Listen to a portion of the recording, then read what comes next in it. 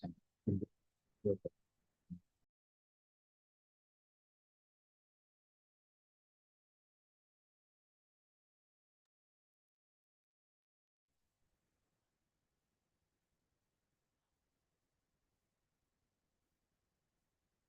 good morning,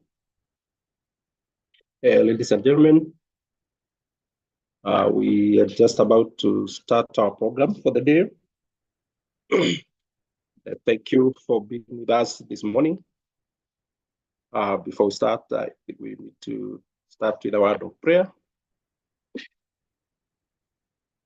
Let us pray. Almighty Father, we bow before your presence this morning. We want to give you thanks for the gift of life. I want to thank you for the gift of everyone who is participating this morning for our institution. That is our effort, oh Lord, to develop our country. We want to seek your presence. We want to seek your wisdom and energy as we discuss the agendas to do with matter, science, technology, and innovation mainstreaming in our institution, as we are able to strengthen our system for our country. Oh Lord, we want to ask you this. May we succeed in our agenda for the greater glory of your name. We want to ask this through Christ our Lord. Amen. Okay. Distinguished participants, ladies and gentlemen, good morning once again.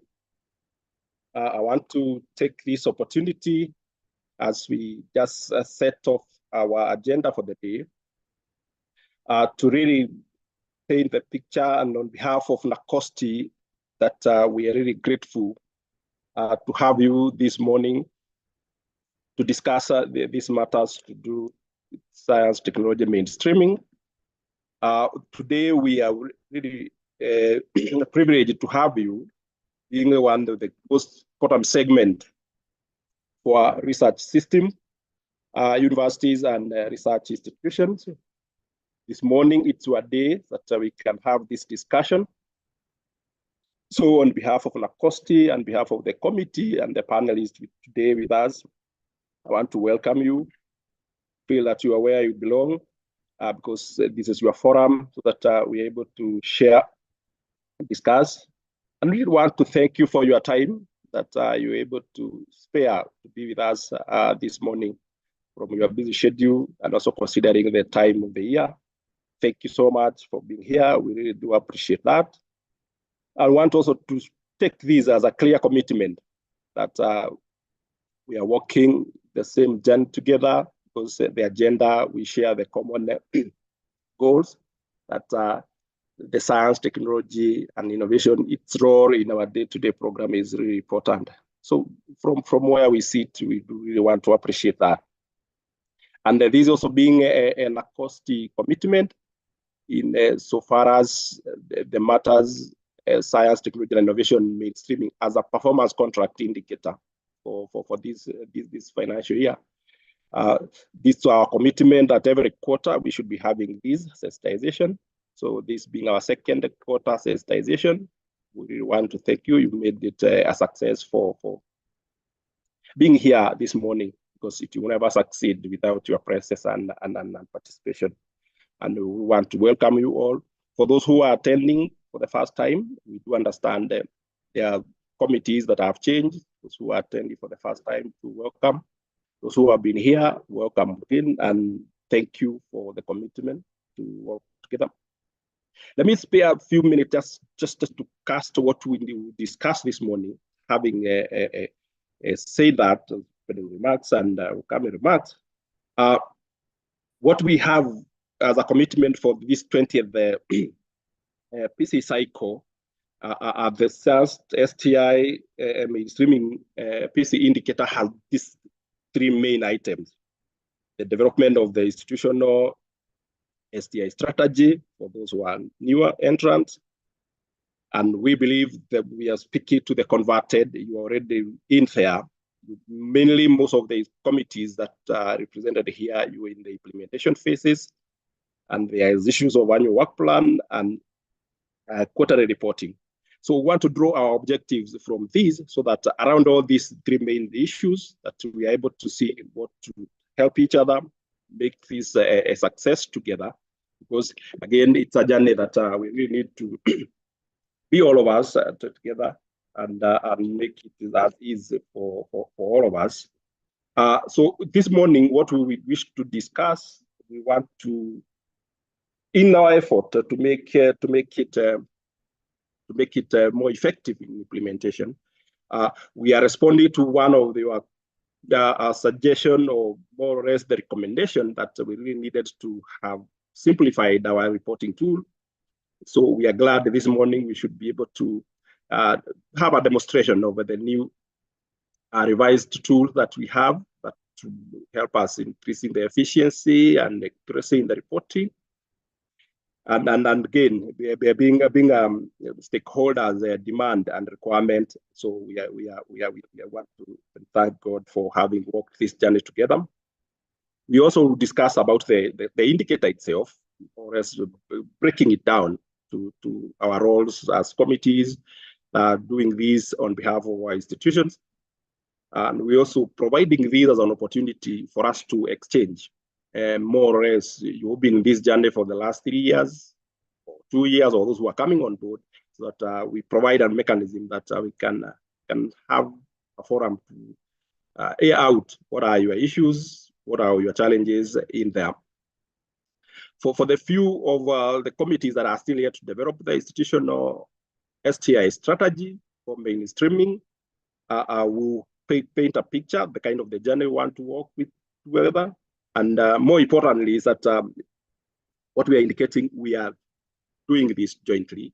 We'll do it together. We'll still come in and provide that technical backstopping as you'll be doing that. So we'll just share the template of the roadmap of what to be able to go through as committee, because we are saying this, you will be able to do it as STI mainstreaming committees for your universities, research institutions. And again, being one of the main actors in our research, science, technology, innovation ecosystem, we just want to share lastly the current trends, just for the purpose for us to appreciate. And because this is a courtesy to your performance and your input around there, so we'll end up just crowning that to put things into whole perspective. So from the performance indicator, these are the things we thought perhaps can spare half a day, have a discussion around those issues, and more so to really respond to your issues and try to make things easy for you, and as and as well for NACOSTI being the specialized agency, we are also receptive to your comments, to your suggestion, and also to what you may wish us to improve. So thank you, ladies and gentlemen. I just wanted to say that in a very brief word, that put everything into perspective, discuss around those issues. So we are thinking we'll start with the first item. We just change the program. What was in your program earlier, allow us just to tweak it a little bit, so that first we have a breakdown of the indicator itself, the science, technology, innovation, mainstreaming, the PC indicator for this year, so that my colleague, Javan Miti, will break it down for us in terms of what the requirements and what need to be done, so that again comes ease for you to be able to get to the business. So Javan, if you were able to load your slides, we give you this opportunity. Okay, because this is one of the product aspects, particularly for the committees that are charged with the responsibility of doing this on behalf of the institution, that we are on the same page.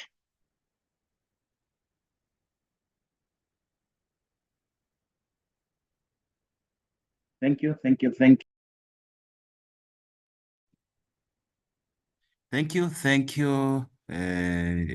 Chair. Briefly, I want to share my presentation in a moment.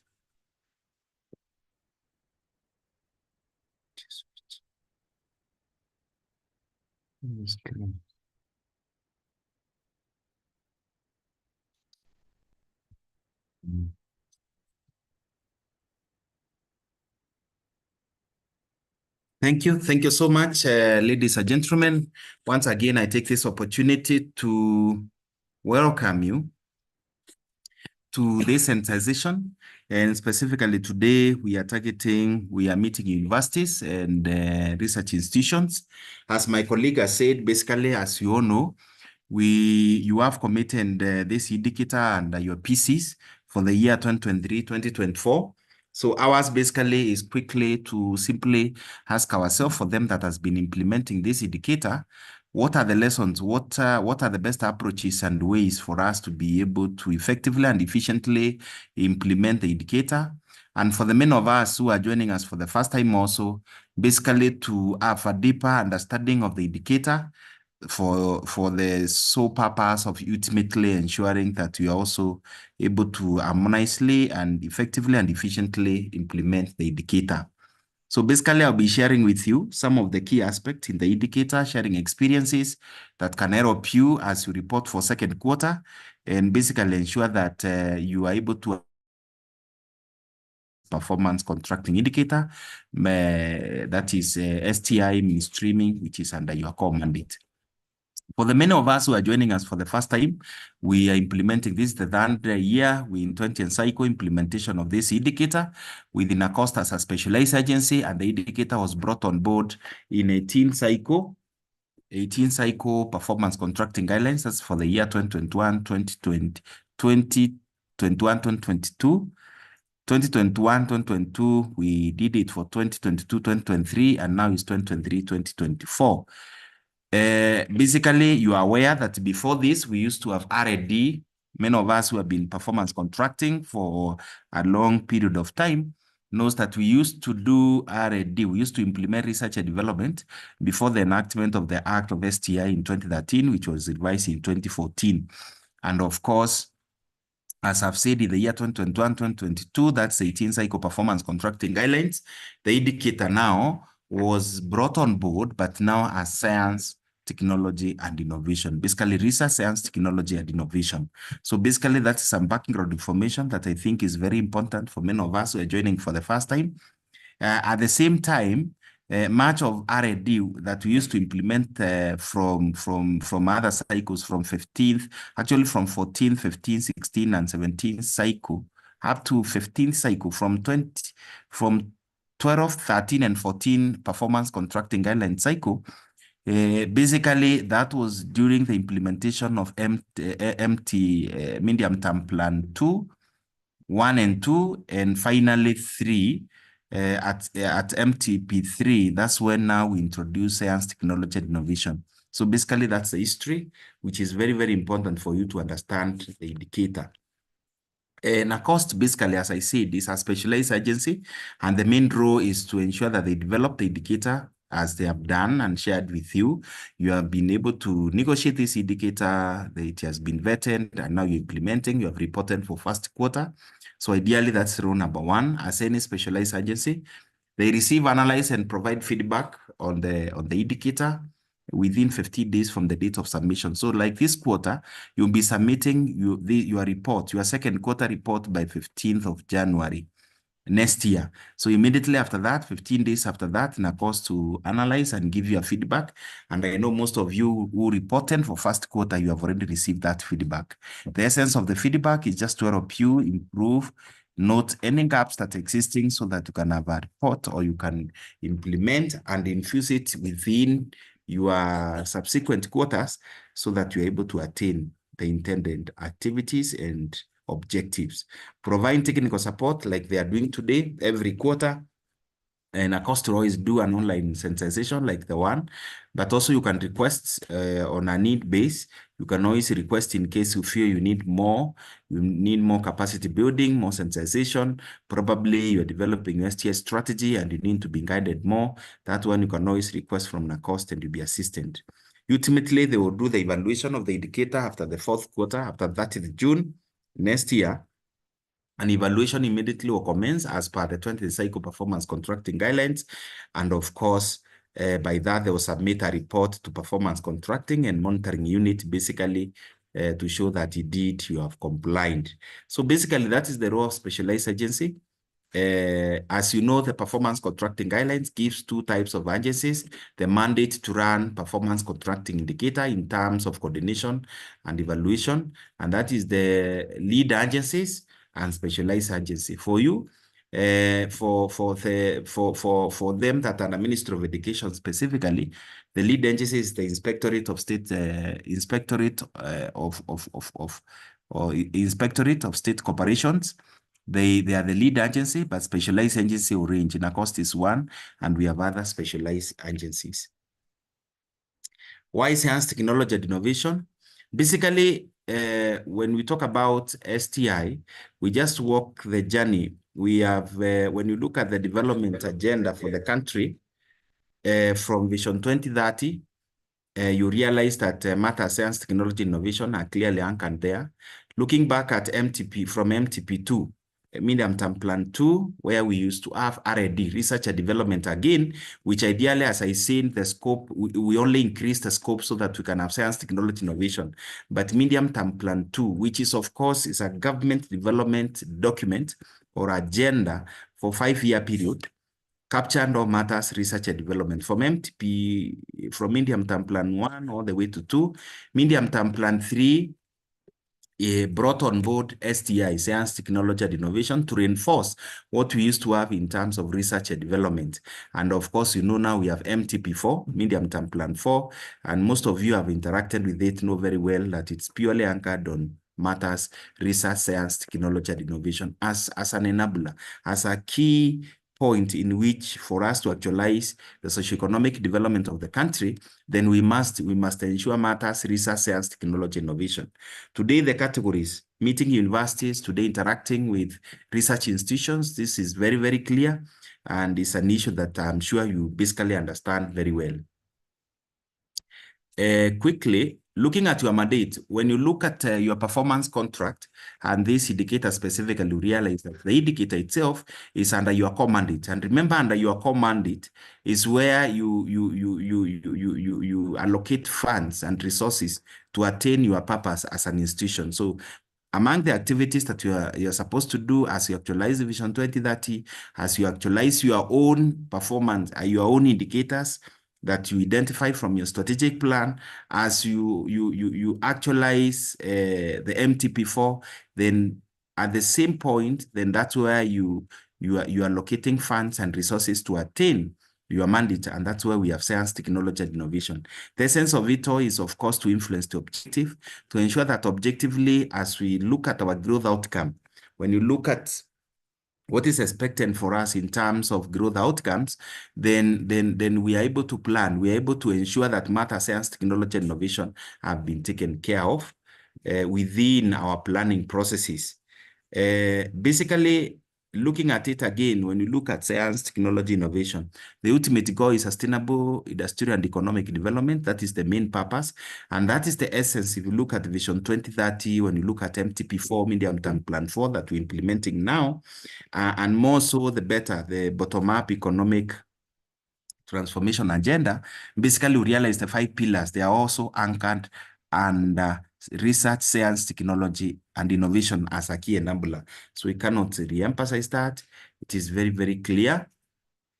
I've talked about Vision 2030. I've talked about MTP4 and basically the relationship between them. Well, as you do for example, your strategic plan, one of the things that the government has done this year is introduction of 5th generation guidelines.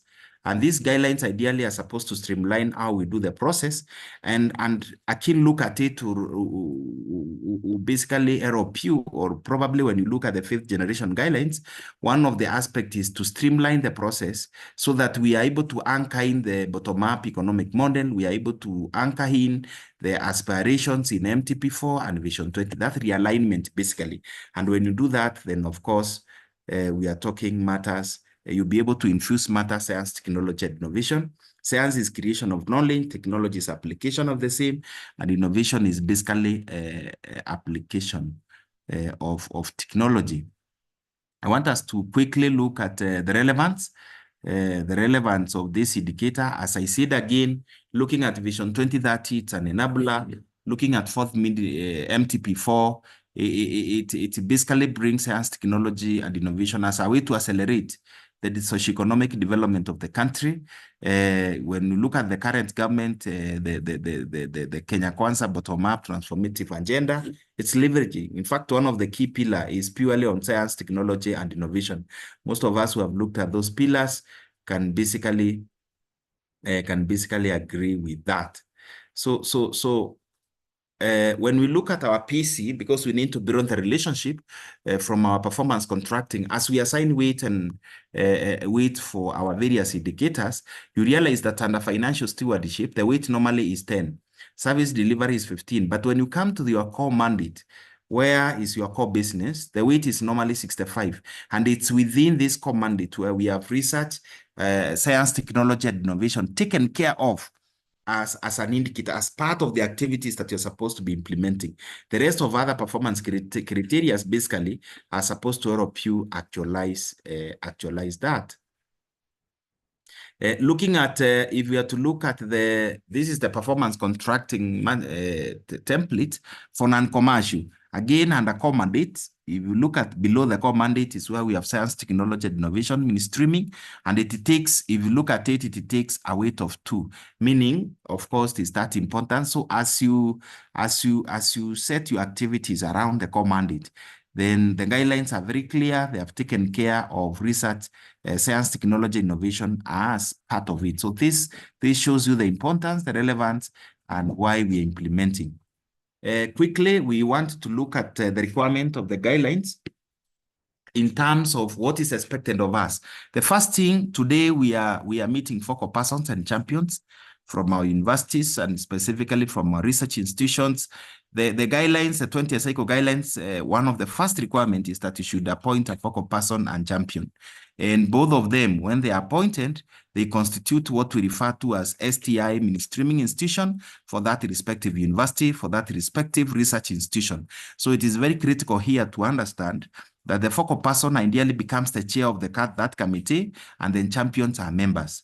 The lifespan of the committee normally will run for 3 years. It will run with the life cycle of your STI strategy. If your STI strategy is running for 5 years or for 3 years, then we encourage the committee life to run as per that cycle of your STI strategy. This is very important, because once you develop your STI strategy, you realize under the implementation matrix of your STI strategy, you have those activities, you are developing work plans that you need to actualize on a yearly basis.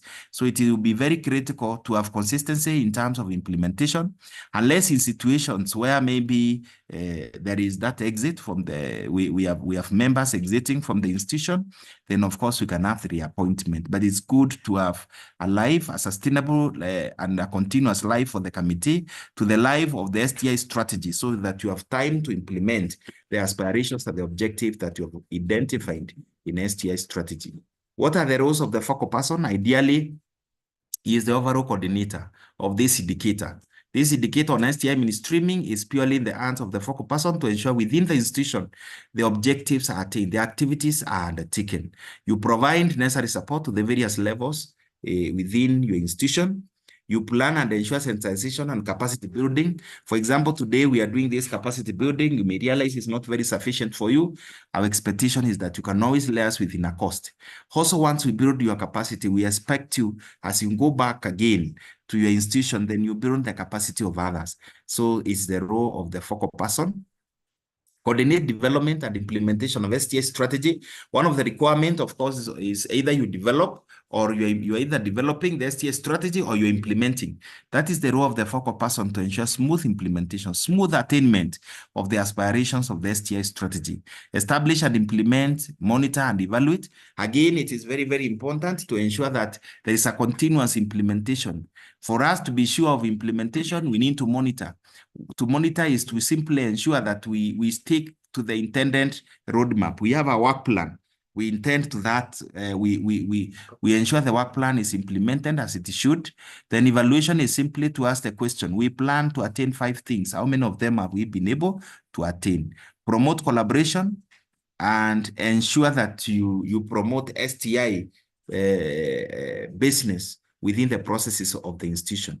This is where the integration, we ensure that activities identified, they are all cascaded, and indeed they effectively cascaded for efficient implementation. Critical, ensure quarterly and PC report are submitted on as per the guidelines.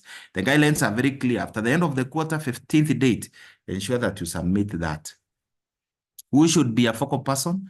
Ideally is someone either in top or middle level management, but basically someone who is conversant with matters, research, science, technology, and innovation, so that ideally implementation becomes easier. You are able to enforce, you are able to support and ensure that matters, research, science, technology, and innovation are taken. So quickly, let's look at champions. Champions again, focal person should be one. Let me repeat that. In an institution, we expect to find one focal person, but in champions can be many, can be 1, 2, 3, 4, 5, depending with the uniqueness of the institution. So of critical here, as you appoint champions, ensure at least each of the department, each of the directorates, units, and divisions, they are represented by having a champion from those respective areas, because they ensure day-to-day implementation of the indicator, they facilitate cascading of the indicator, and basically they prepare and forward quarterly report. They provide timely information. They support basically the focal person in terms of implementing the indicator. They undertaking continuous monitoring and evaluation, ensure there is capacity building, promoting matters, STI.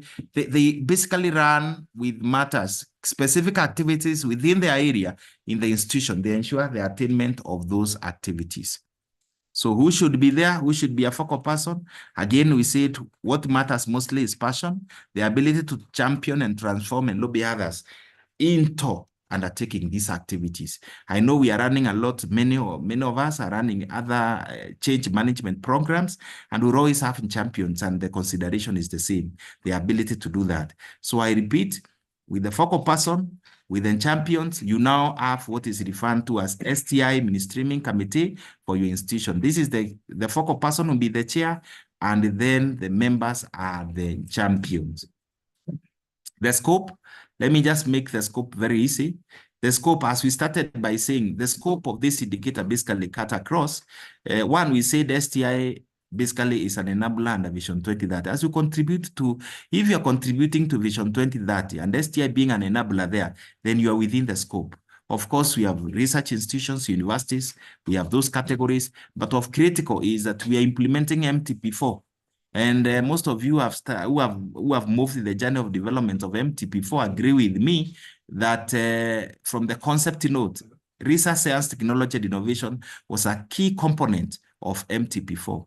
Look at the bottom-up economic transformative agenda. It has the 5 pillars.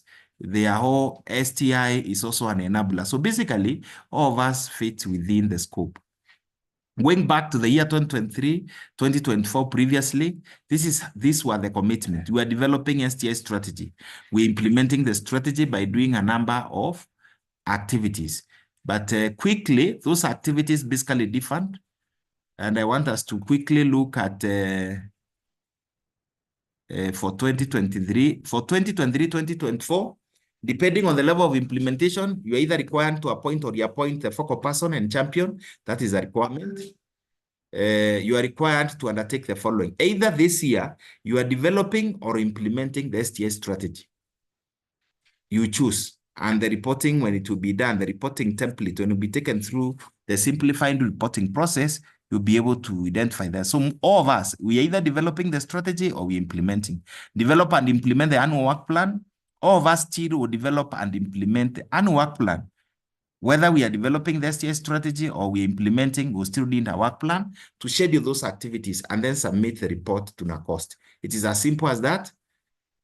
Quickly, as I summarize, we want to look at, when we talk about mainstreaming, STI mainstreaming. STI mainstreaming basically is how we are able to infuse matter, science, technology, innovation within our planning, various planning processes. From the corporate plan, as we do the corporate plan, from the implementation matrix of your strategic plan, from performance contract, where it is an indicator, the guidelines that prescribe what needs to be done, the performance contract itself, You go to the reporting platform, government reporting platform, as we undertake our evaluation, the midterm evaluation, up to the time we score and have external and self-evaluation. All those stages, we must ensure we have infused matter science, technology, and innovation. In terms of monitoring and evaluation, again, you are simply supposed to comply with 20th cycle performance contract guidelines. Report by 15th at the end of the quarter and 30 days after the end of the performance contract. You need to comply with that because you'll be penalized if you don't do that. The performance contracting guidelines are very clear. If you report late, the consequences are extremely clear. In terms of reporting, again, all the information that you need. NACOST has prepared all the reporting document. Please visit their website. You'll be able to get all the guiding information from the reporting. Reporting has been automated and it will be presented to you. You realize that all that information is there. Some of the challenges quickly that we come across as we do this is low budgetary allocation. And one of the if you look at the schedule for preparation of the PC this year, it was made in such a way that it agrees with the budgetary formulation process. So basically, you are supposed to allocate at least 2%.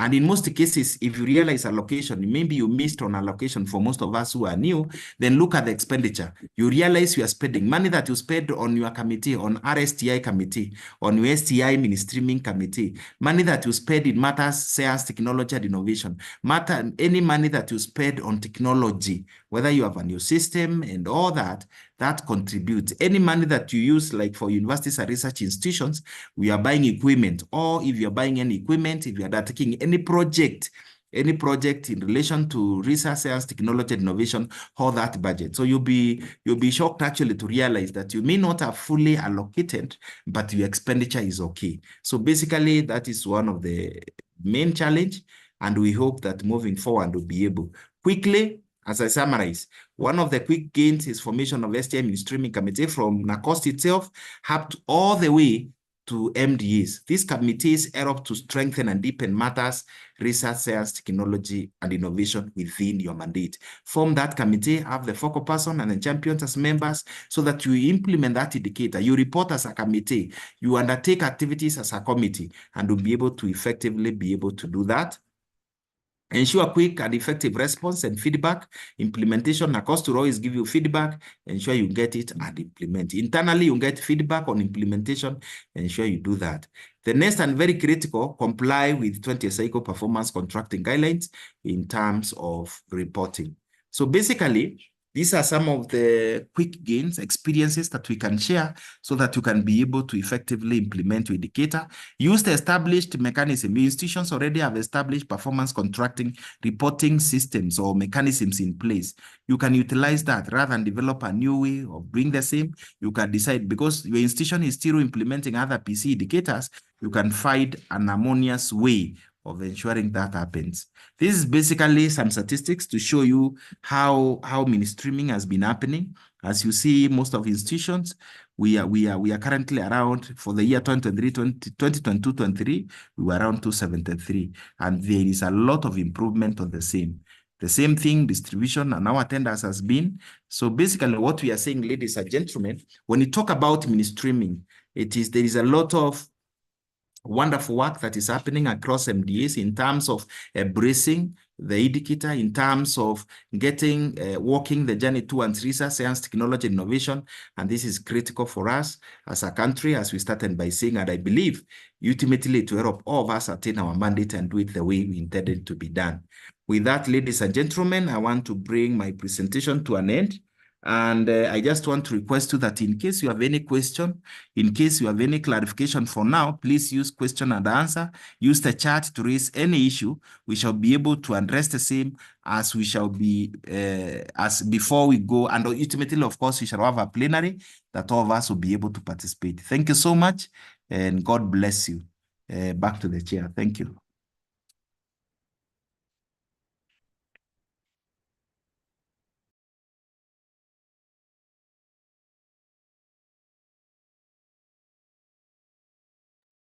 Yes, thank you, Javan. That and Thank you for laying the basis for us how we're going to take care of this indicator this financial year and its requirement.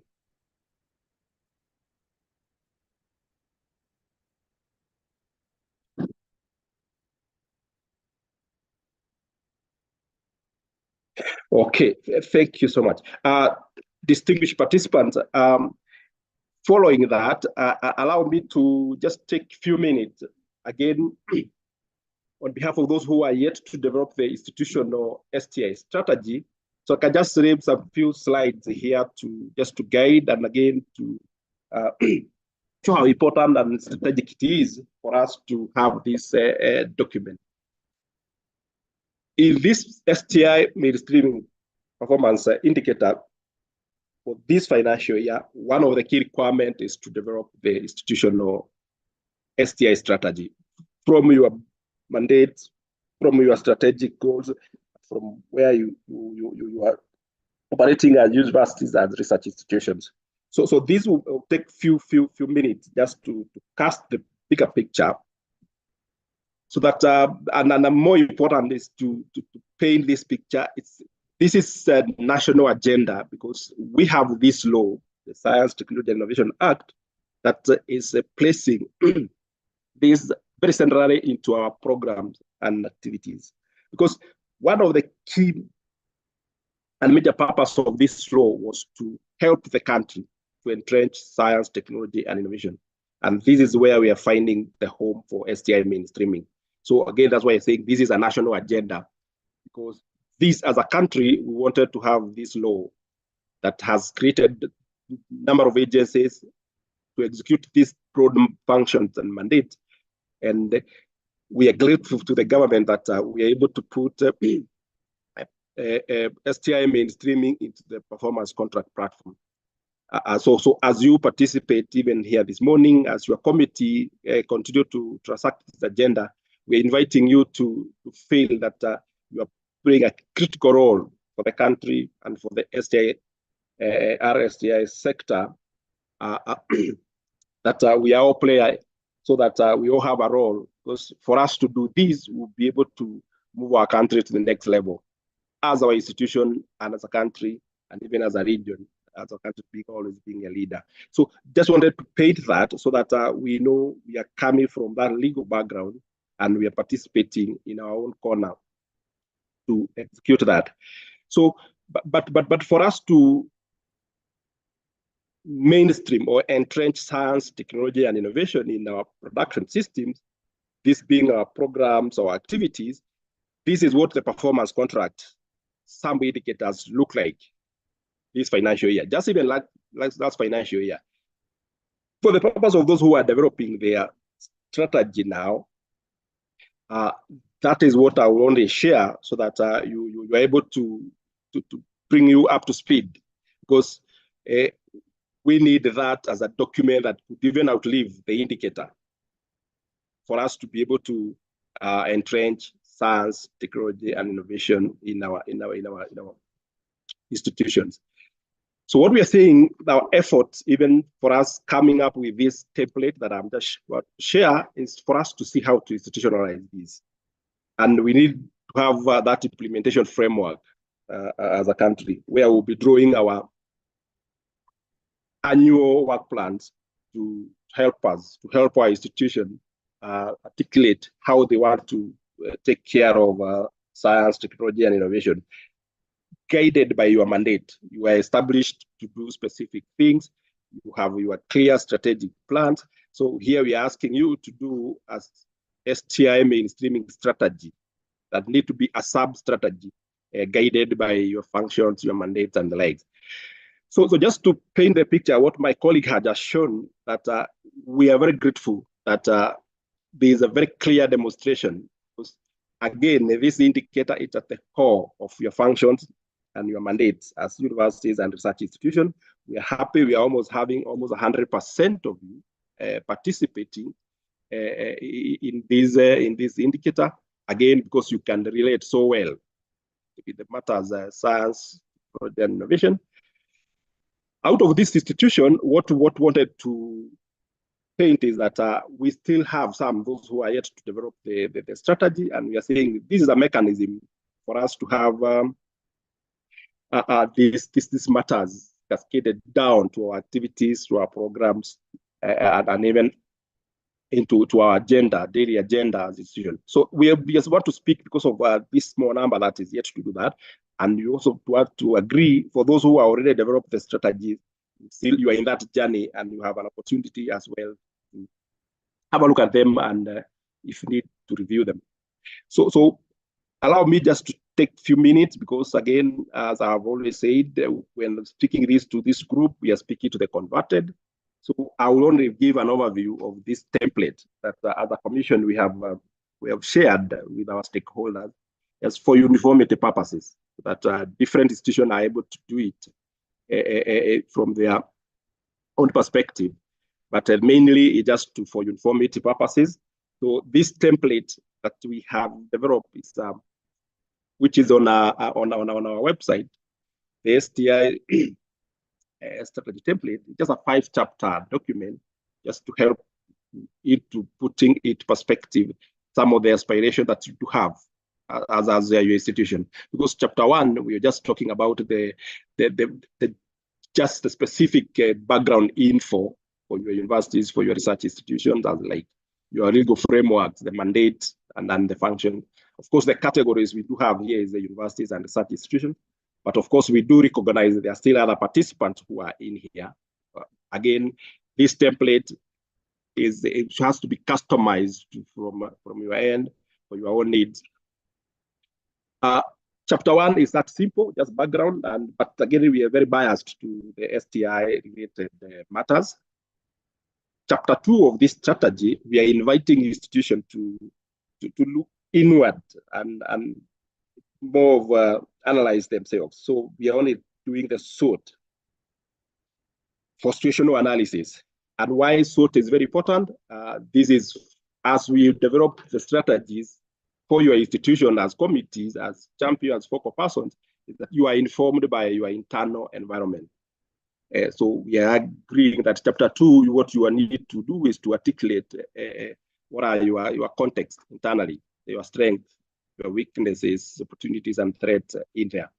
And more important, as we go to chapter 3, as you develop your objectives and strategies, it will be an opportunity for you as STI mainstreaming committees in your institutions to help your institution articulate how you can address your weaknesses and the threats insofar as the matters, science, technology, and innovation is concerned. So this is just a chapter for you to look inwardly and, of course, do the rationale. Because for management and boards and the councils, you need to really justify why we need this document. That's why we are saying it's a document that we want to do it from your own end, in your own language, because you have specific, clear ideas of what you want to do. Chapter 3 will be the strategic orientation for this strategy. Again, as a commission, we thought this is important, but this to be guided by your bigger vision, your mission, and then your core values, because you say you exist for something. Then we are inviting you to do a sub-strategy document that is guided by your vision and your mission, but you have an opportunity to craft objectives, specific objectives that you would want to put forward for your management to consider. How do you want to articulate, how do you want to promote and advance the matters, science, technology, and innovation? Why? Because it is that important. We all appreciate the role of science, technology, and innovation in our day-to-day processes as institution, as government. It is critical. So you have an opportunity as committees to articulate that in this chapter. But what is more important, we have guided, and this is what now we are putting forward to the country, that we use these 8 strategic issues to develop the strategies and to develop the objectives that as institution that you want to do. These 8 strategic issues, well, this is what we are only proposing for the purpose of performance contract. You may have more others, you are not restricted, but for the purpose of performance contract, we are proposing this. And these are strategic issues that we are agreeing as a country they are important. That if we are able to address the issues of human resource development as a country, as a university, as a research institution, it is critical. So this where we are asking you as a committee, help your institution articulate what best do we need to do about HR personnel insofar as our STI is concerned. Infrastructure and digital readiness is another very specific issue, strategic issue that you have an opportunity to craft the objectives there and the strategy that you want your institution to take advantage of, to leverage on what you already have. But of course, we are agreeing the issues of STI infrastructure, it's critical. We are living in a very rapidly changing world. Unless we position and adjust to the coming changes, emerging technologies, it's something that we really don't want to be left behind. And you have an opportunity to address that. Funding for research, science, technology, and innovation are very critical and very important aspect for you as the real main actors in the research system. It is a very important. Though as a committee, how do you help us prioritize that within the institution? So you need to have the objectives there, what you want to do. Collaboration and partnership, even as a country, we are always constantly looking for other partners, of course, for mutual benefit to participate in that. So we are inviting the committee to develop the strategies around that. Technology development, transfer and diffusion. You are knowledge generators institution, technology development, and institutions that are responsible for that on behalf of our country.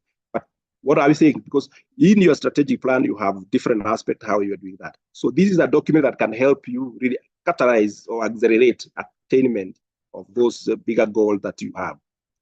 The STI awareness, just like we are doing today, what are you going to put in there? The issues of gender mainstreaming. Of course, this is the issues of inclusivity. How do you want to address all these inclusivity issues insofar as the matters science, technology, and innovation is concerned?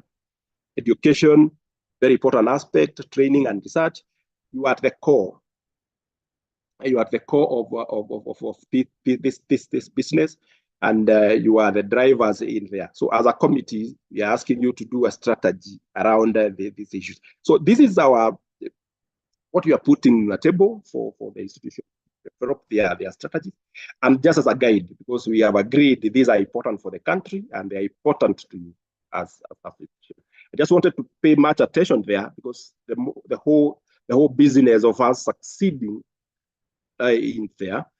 But this is just the schematic flow of how you wish to do strategic issues, build a column, develop your objectives, and develop your strategies, how you want to address those specific issues. We don't want to pay attention to these because the most important thing is to share the main strategic issue that as a country that we have agreed. But what is important I want to paint again is chapter 4. I said it's a 5-chapter document. So chapter 4 will only be the implementation matrix. Just implementation matrix, how do you want to implement? How would you want to measure? How would you want to monitor that? And how would you want to verify? So again, chapter 4, just like in your strategic plans, we are saying in chapter 4, just put that all those strategies and map them in terms of what will be expected, what will be the performance indicators, what will be the means of verification, and estimated cost. That will constitute chapter 4, just that brief and precise.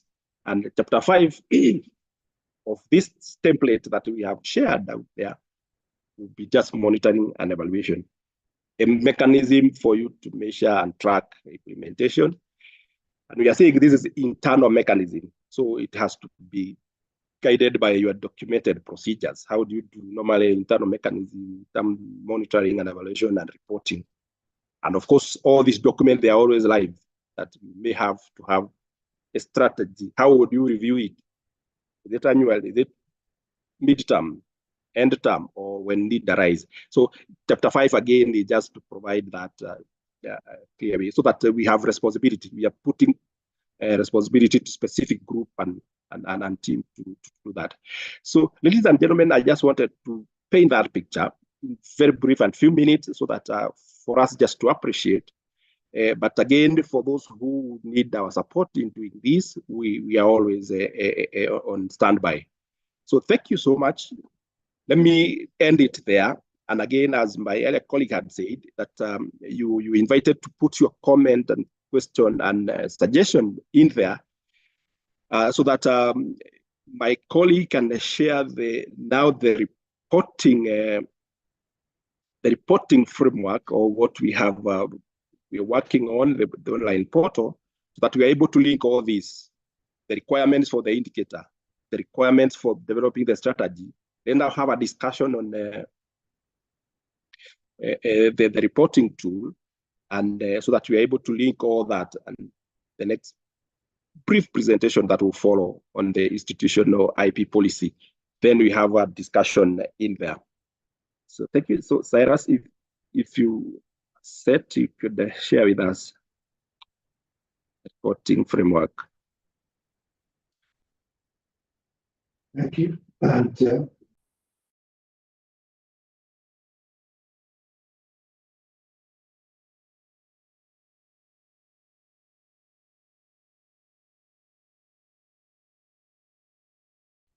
okay, thank you, Chair. Appreciate that. I think from here we can progress. I know we have been having discussions with stakeholders about improving the process of reporting, which to some degree has been requiring some improvement. So as NACOST, we have tried to come up with a reporting portal. The portal is supposed to help us report and able to do the work easily. So we are just mapping what we have been doing using tables and possibly having it within a system that will be able to have some improvements in it to ensure that the reporting process is much less easier to ministries, departments, and agencies. So I'll use a template. We are loading the data for Q1 for MDS, just to have a feel and a view of what is supposed to be within that template. I'll just use an example of one of the research institutions that is reporting on this template. So once you log into the template, you have the first place where you're calling the MDA profile. So the MDA profile contains what was repetitive information that MDAs were repeating every quarter, so that you just enter it once and you're able to have that work done. That's the name of the institution, the category, the county. If it's headquarters in Nairobi, you're able to select the collects information that relates to it, head of the CEO, and you're able to attach the mainstreaming work plan. Then you're also able to develop a STI strategy. If it's no, you should be able to have appointed a focal person or done the work plan within that period. Then if yes, you're able to upload and provide the details of the person who is the focal person of the institution. If there's an appointment letter, there is a place to upload. Then if you have champions, you can upload. If you don't have, then you don't have that upload feature for you. So the letters of appointment is what you're saying you need to upload. Aspects of training that have been conducted. And finally, we have the aspect of a research policy. So if the institution has a research policy, has an IP policy, you're able to upload that. Then on international obligations, which NACOST is a partner to, that's examples is the Biological Weapons Convention.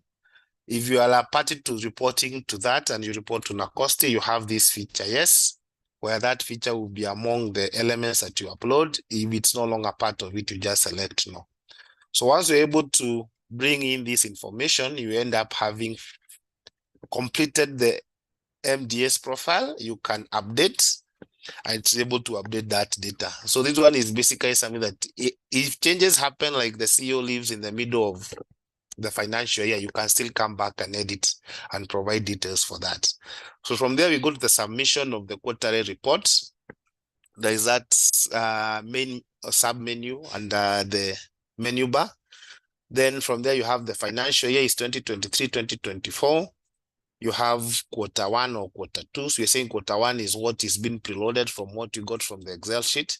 So we anticipate from 1st January, you'll be uploading Q2, or you'll be editing the elements of Q2 that you need to upload, and also submit evidences for those who are implementing the STI strategy. So we have the first aspect is the staff establishment. So this is the data concerning the staff establishment. Like if the research institute has an establishment of 300, total number of in-posts maybe is 280. Total number of posts to offer technical, those are the core mandate of the institution, could be 200.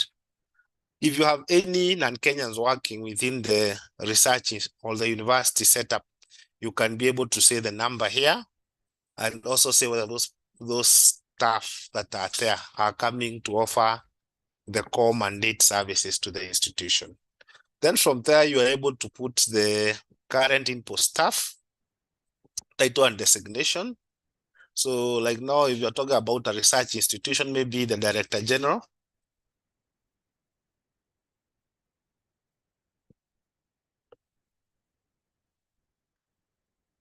It's one position within an establishment, and if it's currently occupied, you can say one. So it will create a table for population of whatever you're able to put, and the data will be populated as you go to other positions, director, if it's the VC, DVCs, what positions of DVC are there, if there are 3, how many are already in post. So there are key aspects. You can add another entry if need to. You can edit an existing entry if changes happen, and you can also delete an entry that has been entered and possibly from the establishment is no longer existing. Then you can click the delete button. So this feature apply across a staff establishment. Then you are able, once you're able to fill an entry, you just scroll down, you save and continue. It will take you to the human resource. The human resource is based on the 4 key areas we had explained. There is a field of study. We had agriculture, engineering, humanities, medical, and natural sciences, level of study, bachelor, certificate, higher diploma, PhD, gender, age brackets. If we are talking about this specific field of study, then below age above 50, it could be 10.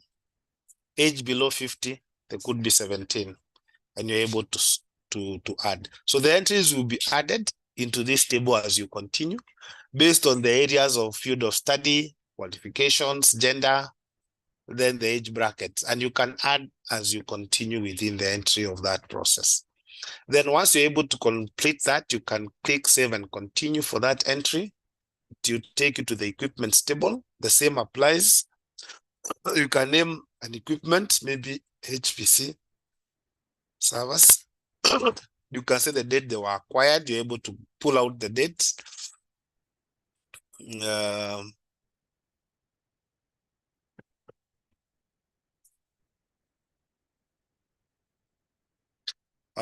can select that previous date that is there. If it's known, you have. If it's not known, you can just leave it blank. If you cannot get details of when it was acquired, the location, you can say maybe the data center. Cost of the equipment, 100 million. Use capacity, its process, big data. Then is it in working condition, yes or no? You're able to save, and you can have that entry already added. And you can continue based on the name of the equipment, the date, the location, and the aspect. So once you're able to finish the entries, you can save and continue. We go to the expenditure in terms of budget. So the same case happens. So we have 3 elements of sources of funding. We have the grants, which is exchequer grants, donors and partners, then appropriations in aid. So if you have donors and partners, you can select that, name of the partner. You said what budget of that. This one is the total budget that is given for the whole year for the research institute or the university. Maybe it's 100, 200 million. Then the annual recurrent budget is 150 million. Then the R&D budget from that is 50 million. Then quarterly expenditure. So if we were to go with a figure that supplies at, maybe it could be 12,500, 12,500,000.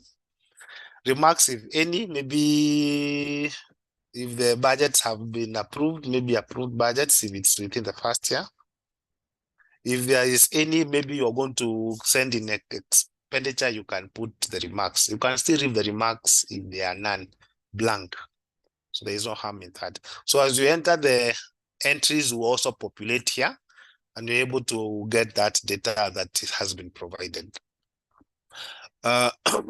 Then we have, once you're able to put that entry, you save and continue. You go to programs, collaborative programs. You can be able to add a program. Maybe you could have a program on smart agriculture.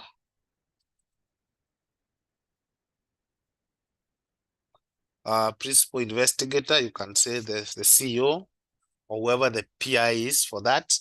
The start date can be given and the end date. You can select a present or a past start date and a present or future end date to which that project is supposed to get. Then the program status, you can give a percentage. This is just a numeric sources of funding. So there could be several sources of funding. Like now you're saying here you have a partner in place. You can say the partner. If it's a development partner who is able to provide, maybe it's 100 million.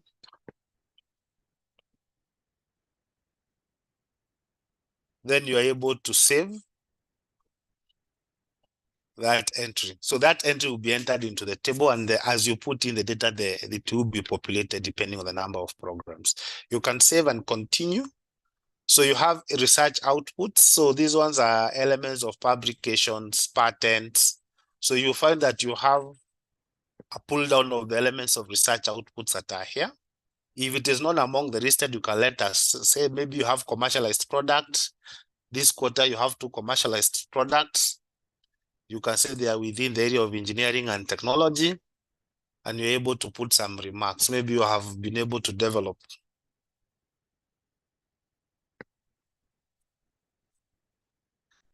a grinding machine.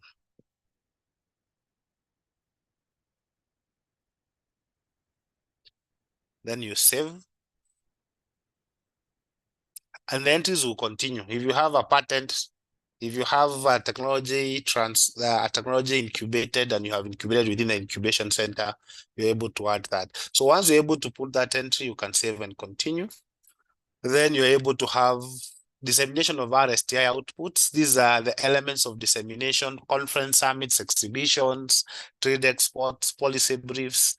So if you have already developed a policy brief, you can say a policy brief on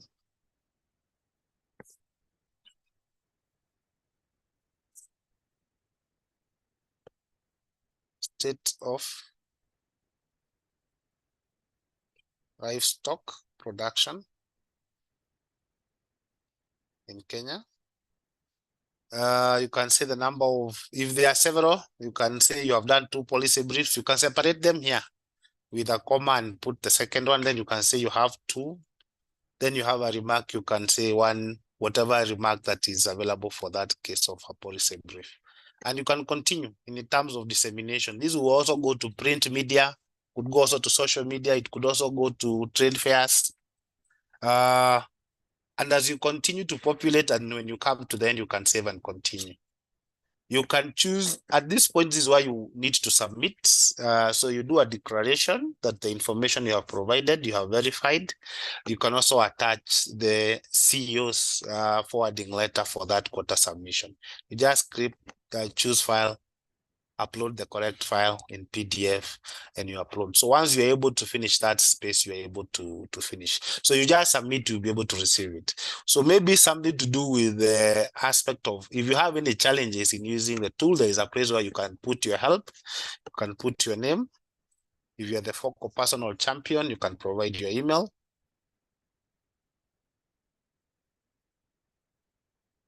You can say as a subject, maybe I need credentials. Then you can say whatever message that you would want, then you can be able to submit that message. So this feature is both when you have logged in and when you have not logged in. So in case you come to the platform and you are not able, then you are able to get the message. The desk officers will be able to support you within that area. So we are able to upload for the MDs that are able to put their data in the tables that we are able to provide. Some of them are able to upload. While there were changes in some of the tables or there are some adjustments, we're not able to auto-upload those tables. So we'll be requesting that at the beginning of the second quarter reporting to validate your data so that to ensure that the data that you're able to provide is also matching. So unless there are questions, I think Chair, I'll give it back to you. That's the end of my presentation. Thank you.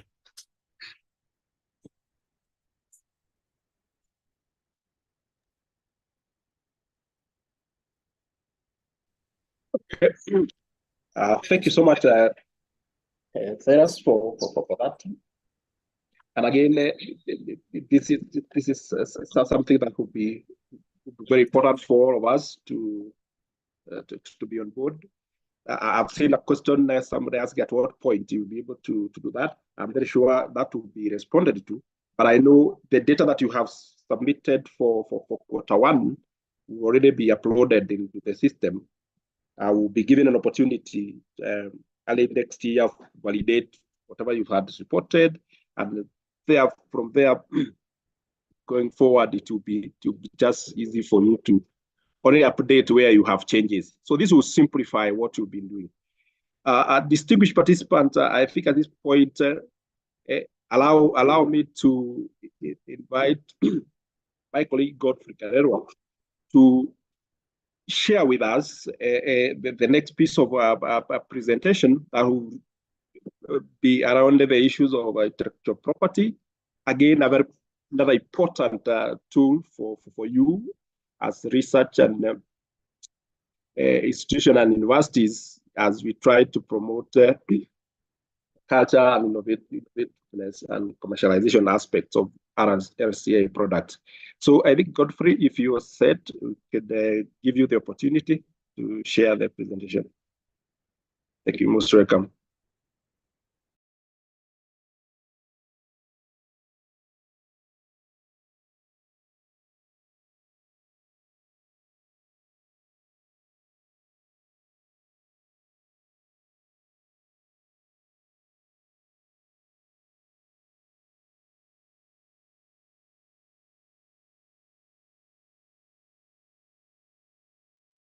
So thank you very much. Yeah.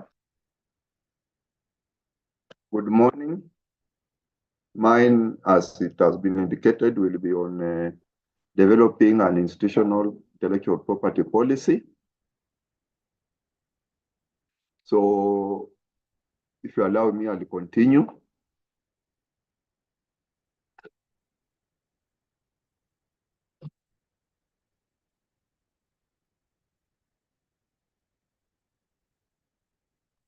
So talking about matters of research, technology development, science and technology development, one of the challenges which we have in our institutions is the translation of our research outcomes into products and services.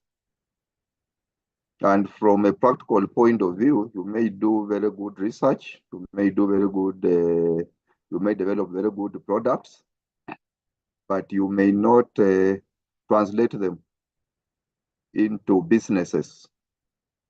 And one of the aspects which is there is the aspect of the valley of death. And we are looking at intellectual property as an economic tool, because through intellectual property, you will be able to bring in partners. You will also be in control of what you take to the market. When we talk about intellectual property, it is grounded on a number of treaties, conventions, and protocols to which Kenya is a signatory. It has also been mentioned in the Constitution 2010, if you go to Article 11 and Article 40, where the state commits to protect intellectual property.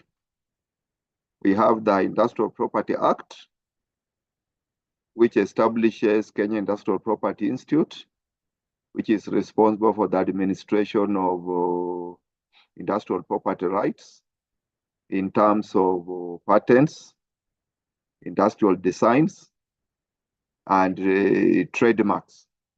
We also have the Copyright Act, which established the Kenya Copyright Board, which deals with copyright and related matters. The Science, Technology and Innovation Act, I know it has been mentioned many times. This is the act which establishes NACOSTI, and under the act we have the Legal Notice 107, which elaborates on the minimums of intellectual property policy for institutions. Recently, we have the Protection of Traditional Knowledge and Cultural Expressions Act. This one is administered under the Department of Culture. Of course, the Seeds and Plant Varieties Act is about new varieties. And this one is administered by KEPHIS, Kenya Plant Health Inspectorate Service. So when we talk about intellectual property, we are simply referring to the creations of the mind. We are talking about inventions. We are talking about artistic works. We are also talking about symbols and images that we use in our day-to-day business. As I've mentioned, we have the policy and regulatory framework because it is protected in law. But of course, there's the aspect of balancing the innovators and the public interest. And that's why most of the protection will be for a limited time. But ideally, an intellectual property system is a matter of enhancing creativity and innovation. Looking at the different types of intellectual property, basically, we all know about patents. And for you to have a process or a product or which is patentable, the considerations are basically three. It must be novel, which means it is new, not just in this country, but in the world. That's why it takes some time to check in the databases. In this country, it takes at least up to 18 months for you to really be able to grant a patent. But once you file, you are protected. The other key consideration is the inventive step, because you must go beyond the prior art, what is known in the field. And of course, there is the application of what you have patented. Examples of patents, starting from many years ago, the paperclip in 1897, that was among the early items to be protected. And it was a solution to putting pieces of paper together without putting holes or piercing the papers or damaging them. Then also in 1880, the one we are popular of is the light bulb, the one of Edison. Then recently we have had the 3D printer, that is in 1986. And right now it is in operation. But fast forward is good for us to reflect on how many patents we have in our phones today. And a smartphone would have, if there are very few, we are talking about maybe 250,000 patents. Of course, not all of them may be active. So in the world today, it is not possible for you to imagine that whatever product you make will just be one patent. Because what happens, you have to work with others. And that is why in our STI mainstreaming, it is important you collaborate so that you build on others. It is easier to come up with an invention when you can understand the existing ones and when you appreciate, because one of the conditions is that inventive step. The other type of intellectual property is the trademark. And trademarks, all our institutions have logos. When we see the logo, we know which institution that is, whether it's a research institution or a university. It may be a word, it may be a phrase, or a combination of this. But the whole idea is for us to be identified in the marketplace. Examples of some of the symbols, images we see almost every day are displayed. It may be media, it may be the telecom company, it may be the bank, it may be a public agency. The NACOST logo is a registered trademark. And if your institution has not registered even the logo, because all our institutions have some form of intellectual assets, and it's important as a starting point, we have them registered. The other type of intellectual property is a copyright. This one is about books, your publications.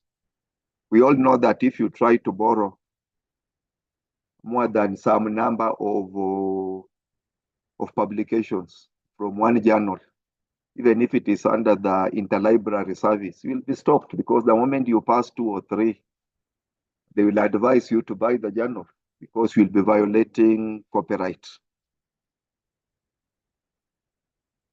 The other type of intellectual property is the industrial design. This one is more of aesthetic aspect of an article. Very popular with the bottles. All of them appear differently. And most of the shapes have actually been protected under intellectual property. The other one is about the other type of intellectual property is the geographical indications. This one is because of the origin of the product.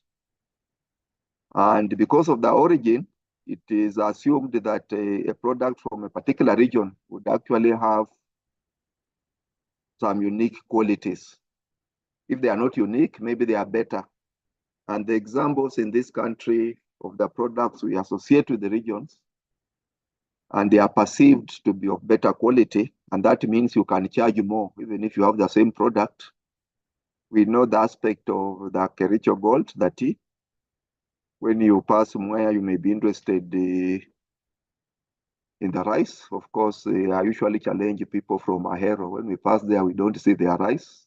The other day, I was told we have brokers on the ground. So how do we make sure that even that rice, they package it themselves? In which case, it will be intellectual property, and that origin that it is from Ahero would actually be important for us.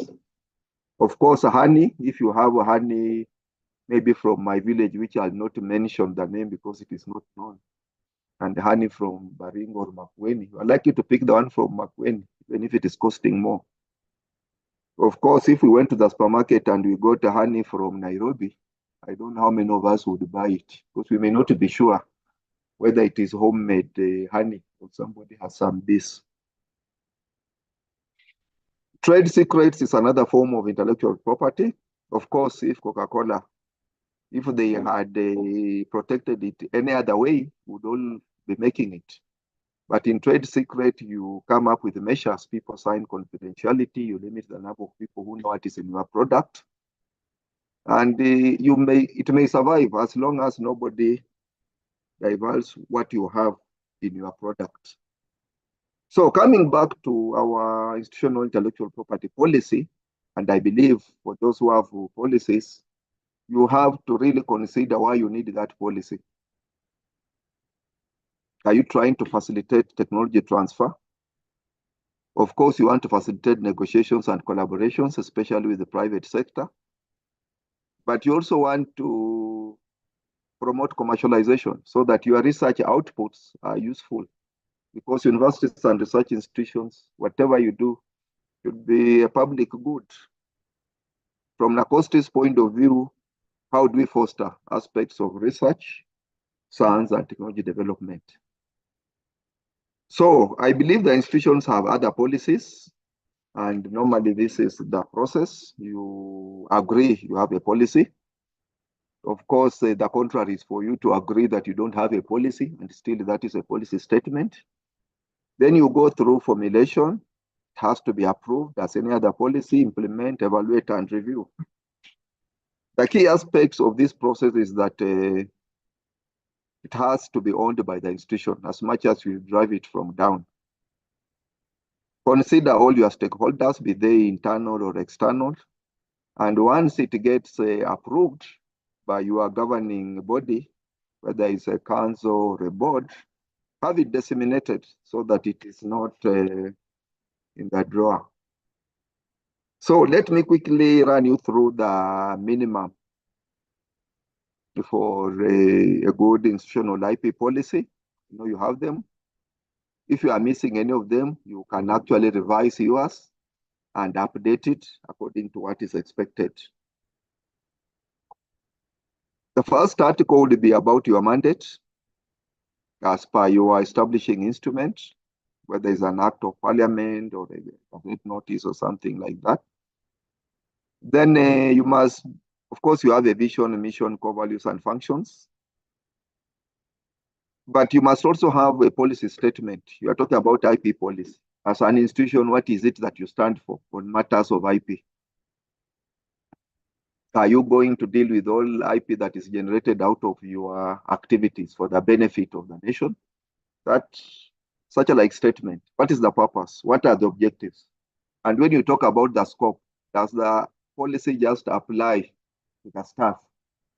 What happens when students come as interns?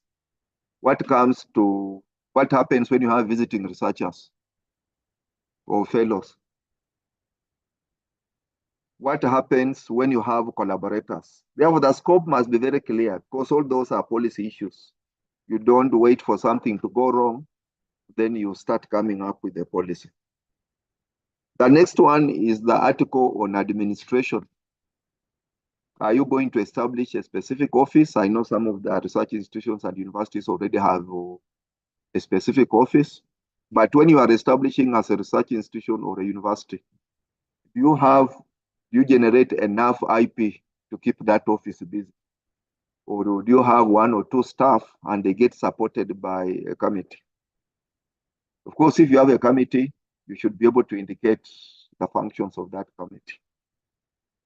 The next article should be on ownership and the rights of use. What happens to IP which is generated by members of staff? Of course, occasionally we say that, you know, this one I generated it on a Sunday or on a Saturday afternoon when I was not at work.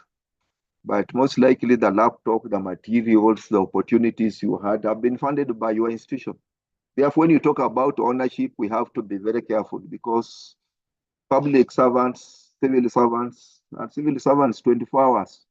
So your policy should be able to have a give and take because the starting point is that everything belongs to the institution. Now, what happens to ownership under collaborative research? Are you going to have specific agreements so that you will put in your policy that if you have a specific agreement, of course, the assumption is if you are dealing with an external entity, the agreement has been approved up to maybe the AG level and is standard with the Kenyan laws so that we don't have disputes. In the universities, we have course materials. Are you going to move with the course materials and moonlight in another university? What does the policy say? You know, that is copyright. Or do you require specific approval? Of course, in this country, we have universities where you cannot moonlight without approval of the management. And as part of the policy, what are you doing about the IP in public domain? Normally, when a product is protected, IP is territorial. If there's a patent which is in US and they have not indicated Kenya as one of the regions they have protected, you're actually free to exploit. You only violate when you try to sell your products in the regions where they have protected. Because sometimes you may look at a market and you feel East Africans are not very many. And they don't even have the capacity to exploit what has been protected in Sweden. Therefore, they may omit us. Therefore, we have a lot of IP in the public domain. We also have the one like the patents. We said it is 20 years. After 20 years, you utilize it.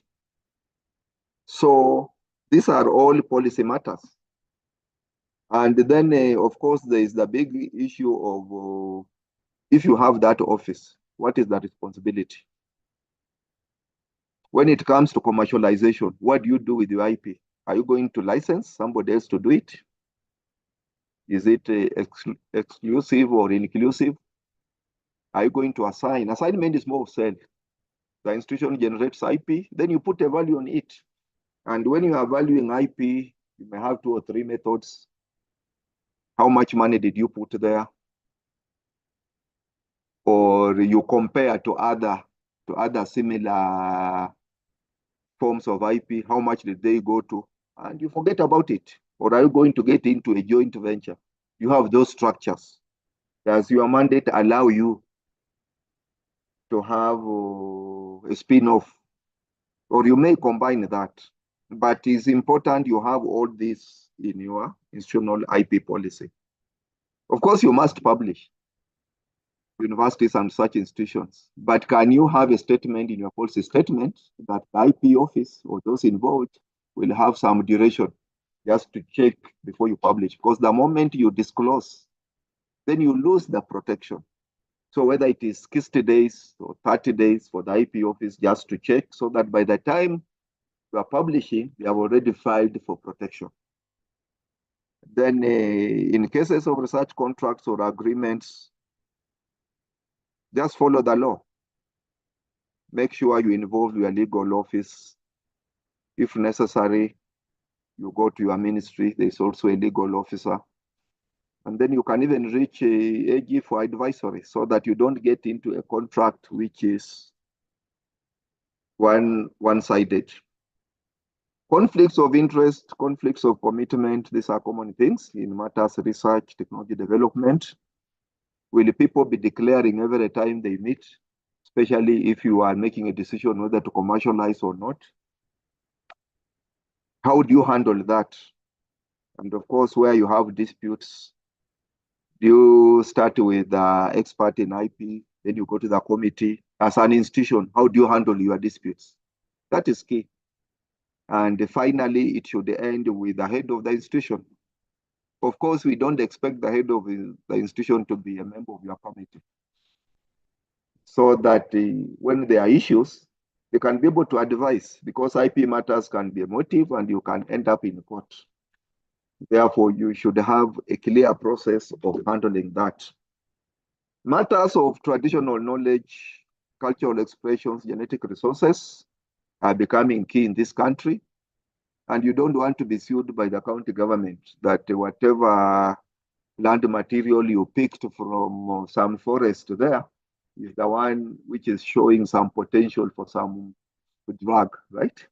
So make sure you engage and you have those prior informed consents, material transfer agreements. And with prior informed consent, you don't have, because sometimes when you start research, you don't know where it will end.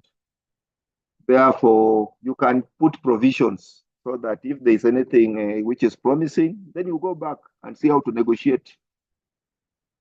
Of course, as part of your standards, maybe from your ISO, you are clear when you review your policies or when you amend them. Is it 5 years? Is it 3 years? And then, of course, the bottom line is that abide by the law.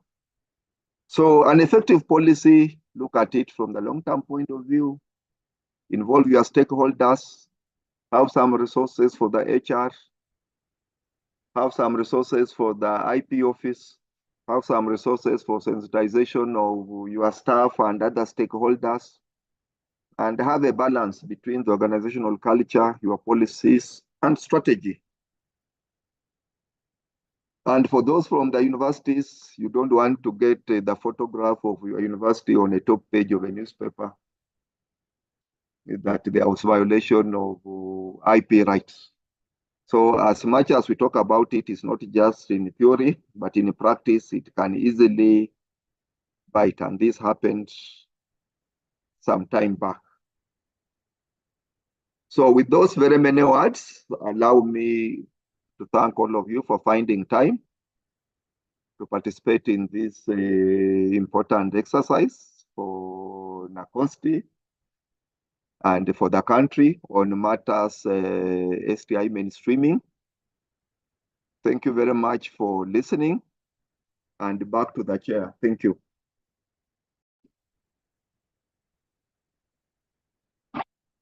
Okay. Thank you so much, Godfrey. That's very important, very informative. for that purpose and very relevant for our research and universities. Distinguished participants, I think at this point, it's exactly 10:30. I would request that we take a health break for 15 minutes. We reconvene at 10:45 for a plenary. We can have your issues addressed. We have received a number of questions. We should be able to respond to some. There are those who would wish to raise their question, comments then. We can have an interaction forum at that point. Kindly let us take a 15 minutes health break. Thank you. Yes, this is included.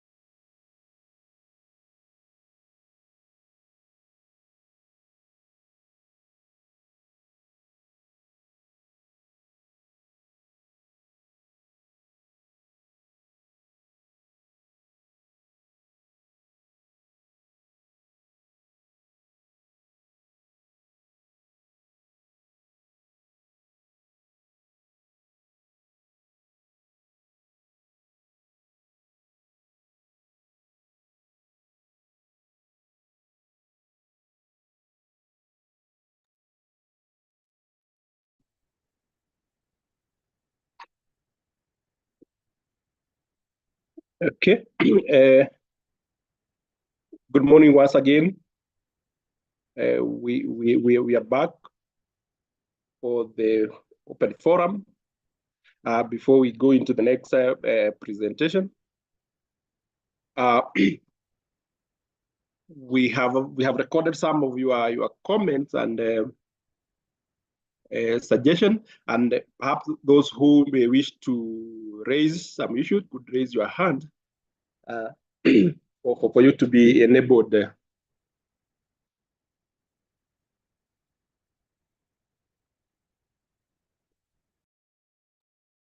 Yeah, you can see this Professor Mumbo. See your hand is up. Could unmute and raise your comment. Yes. Hello. Yes. Good morning. Can I hear you? Mine is really not a question as such, but just a commendation. Let me take this opportunity to thank NACOSTI for having organized this workshop. I think for a long time, we kind of just been grappling in the dark about some of the things that you mentioned. Professor, you could add your volume so that we hear you better. Oh, can I be heard now? Yes, now I can hear you. Thank you. Yes, yeah, good morning, everybody. I like to take this opportunity to just thank NACOSTI for the good work that they are doing, sensitizing the various institutions. I think, as I was saying, a lot of times we've been grappling in the dark on how to move forward with this. And I think from what we have gone through, it's come out very clearly how we need to develop our plans. But I just wanted to ask, because earlier on, I think 1.5 years ago, we were tasked with the responsibility of developing, plans, what you are calling MDAs. And I was just wondering, you talked about institutions that had not achieved, while others had already achieved. Could you shed some more light on that so that we know our status at the Technical University of Kenya? Thank you. Okay, I think maybe Prof, that one being specific to the Technical University of Kenya, we'll get back to you. But what I meant is that one of the requirements for this indicator is for each institution to develop an institutional STI streaming strategy, that is. And that's what we are saying. There's a number of institutions that are reporting, but they are yet to develop institutional STI strategy. Remember, it's a requirement of the performance contract. But we have shared a template that they just need to get to the website, download it, and populate. Against the 8 strategic issues are raised. But that's a journey we are working together. And perhaps the more we are appreciating, we are having you this morning, so that for those who are yet to do, we still are available to assist them. That because what you need to do is that institutional strategy and the annual work plan. Those one you do have. Almost who is participating has an annual work plan for the things that they have committed to do this financial year, that is. But we are always having this every quarter, so that when we are able to have those kind of discussion, those who are having challenges, we respond to them. Those who need assistance, they can always reach to us. Thank you, Dr. Okay, yeah, Professor, are you the focal person for the committee in the university? I'm just a champion. Okay, I think perfect. The focal person is the director research. Research. Oh, okay, perfect. We will specifically get back to you, but we do appreciate and thank you for your presence. Thank you. There's one we really captured about the reporting tool.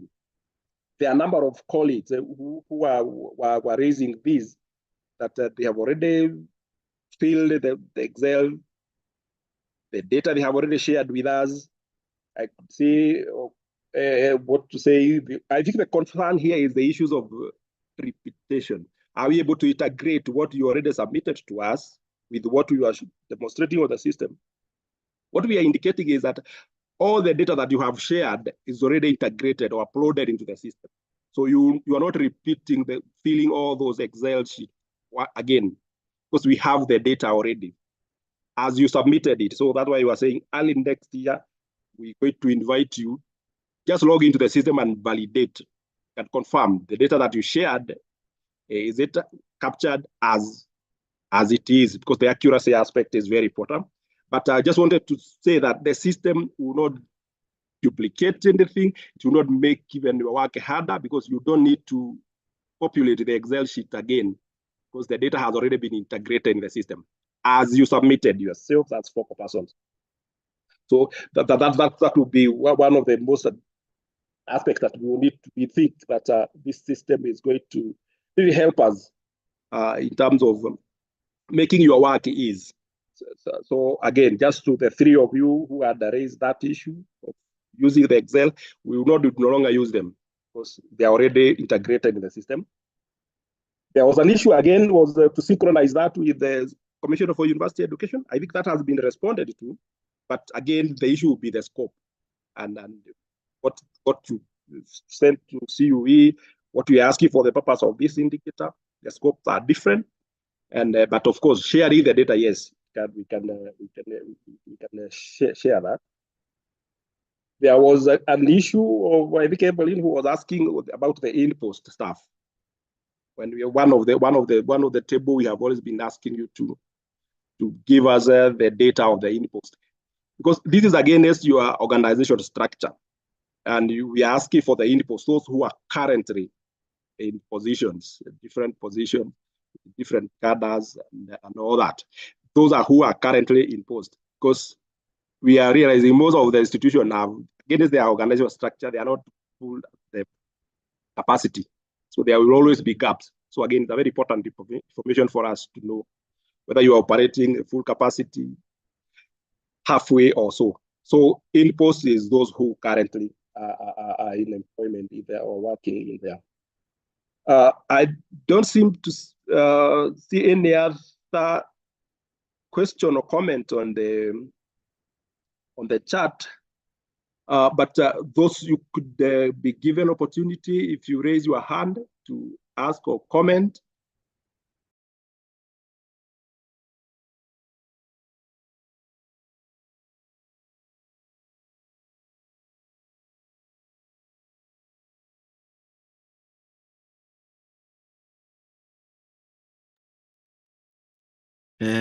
Maybe I can also react. We had someone asking whether the focal person should ideally come from top management. Thank you for the question. If in my presentation I said it's either top or middle level, ideally for specific reasons, it could, yes, come from top management. It can also come from middle level. That is the scope, either top or middle level for obvious reasons, so that for effective and efficient implementation of the indicator, for efficient communication to the below the rank, and to ensure that decisions, whoever is communicating these decisions, ideally is in a position of authority to ensure that happens. So basically, you need someone as a focal person, and a very good example is what Professor has given us, like, for example, in TUC, he tells us that the focal person could be director research. Already at that level, that is within the top management, which is either top or middle, it doesn't matter. But ideally, for universities, it's very, very clear.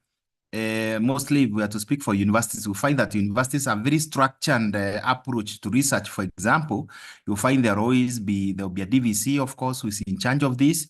We don't expect the DVC to be the focal person for that matter, but we'll have like a director, someone managing research. It could be a director research, or probably a registrar research or something of that nature.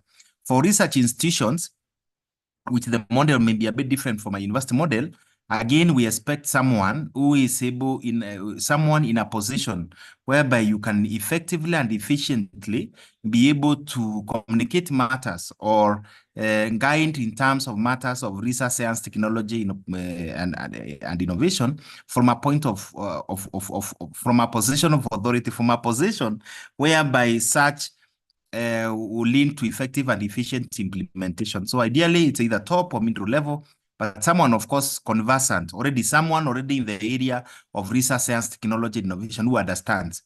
Of course, you don't expect the topmost to be the focal person for obvious reasons, because again, also you don't want to tie them up, because they have already cascaded, they have already delegated, and for effective implementation, you need someone who is hands-on, someone who ensure that whose business ideally is around research, science, technology, and innovation on a daily basis, so that you're able to effectively implement. So basically, that's the best approach. So that, for example, if you have a directorate, assume like in a research institution, if you have a department or a directorate in charge of research, then someone ending such is better positioned to be able to guide in matters research, science, technology, and innovation. So basically that it is. But for champions should come across the entire institution, all the departments, from finance, from HR, from all the departments, procurement, all of them should be part of it. Because if you look at the reporting template, you agree with me that it cut across the entire institution in terms of reporting. So you need champions, people who understand their units to help you actualize or probably report and do what is expected. Thank you.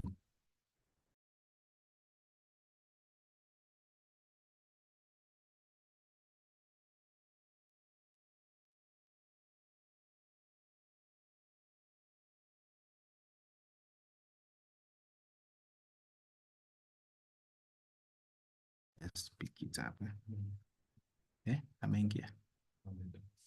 Ameingia. Oh, sawa. Okay. Sorry. So ladies and gentlemen, I believe you can hear me very well at this juncture. Of course, as per we'll be moving with our program, but I just wanted to let you know, in case you have any question, any clarification that you want us to converse at this point, please note it in question and answer and use our chat, so that after the Director General does his presentation, the NOVA will be able to manage that. Thank you so much, and back to you, Chair. Thank you so much, Javan. And distinguished participants, thank you for engaging us. Thank you for your concern to be addressed. I think exactly according to the program had indicated at this point, we'll have the Director General, Akosti, Professor Walter Oyawa, giving us that view in terms of what is happening in the RSTI ecosystem, for us to really appreciate and put the whole indicator into the perspective. Professor, most welcome. Today we have, again, universities and the research institution, our critical actors in this indicator, and we are glad to have you this morning. So if you settle, Prof, we can give you now the opportunity to pick it from there. Yes, thank you. Thank you, David and Javan. Can you hear me? Yes, Prof, we can hear you. Okay, let me hear the screen. Is it visible? Yes, now it's visible. Well, yeah, is it in presentation mode? Yes, now it is. Yes, distinguished participants, ladies and gentlemen, good morning. And once more, thank you. Thank you for availing yourself for this engagement. I believe this is the third time that we are doing this. And we have had some very serious engagements, I think last year and the year before, from which you have seen quite some positive outcome from the universities and from the research institutions, who are our core clients when it comes to the regulation of matters research, science, technology, and innovation. I know a number of slides that I'll present here have been presented before, but for the sake of those who are participating for the first time, I think those who have seen this slide before, just allow me so that we bring everybody on board to speed to enable us to speak from a common front.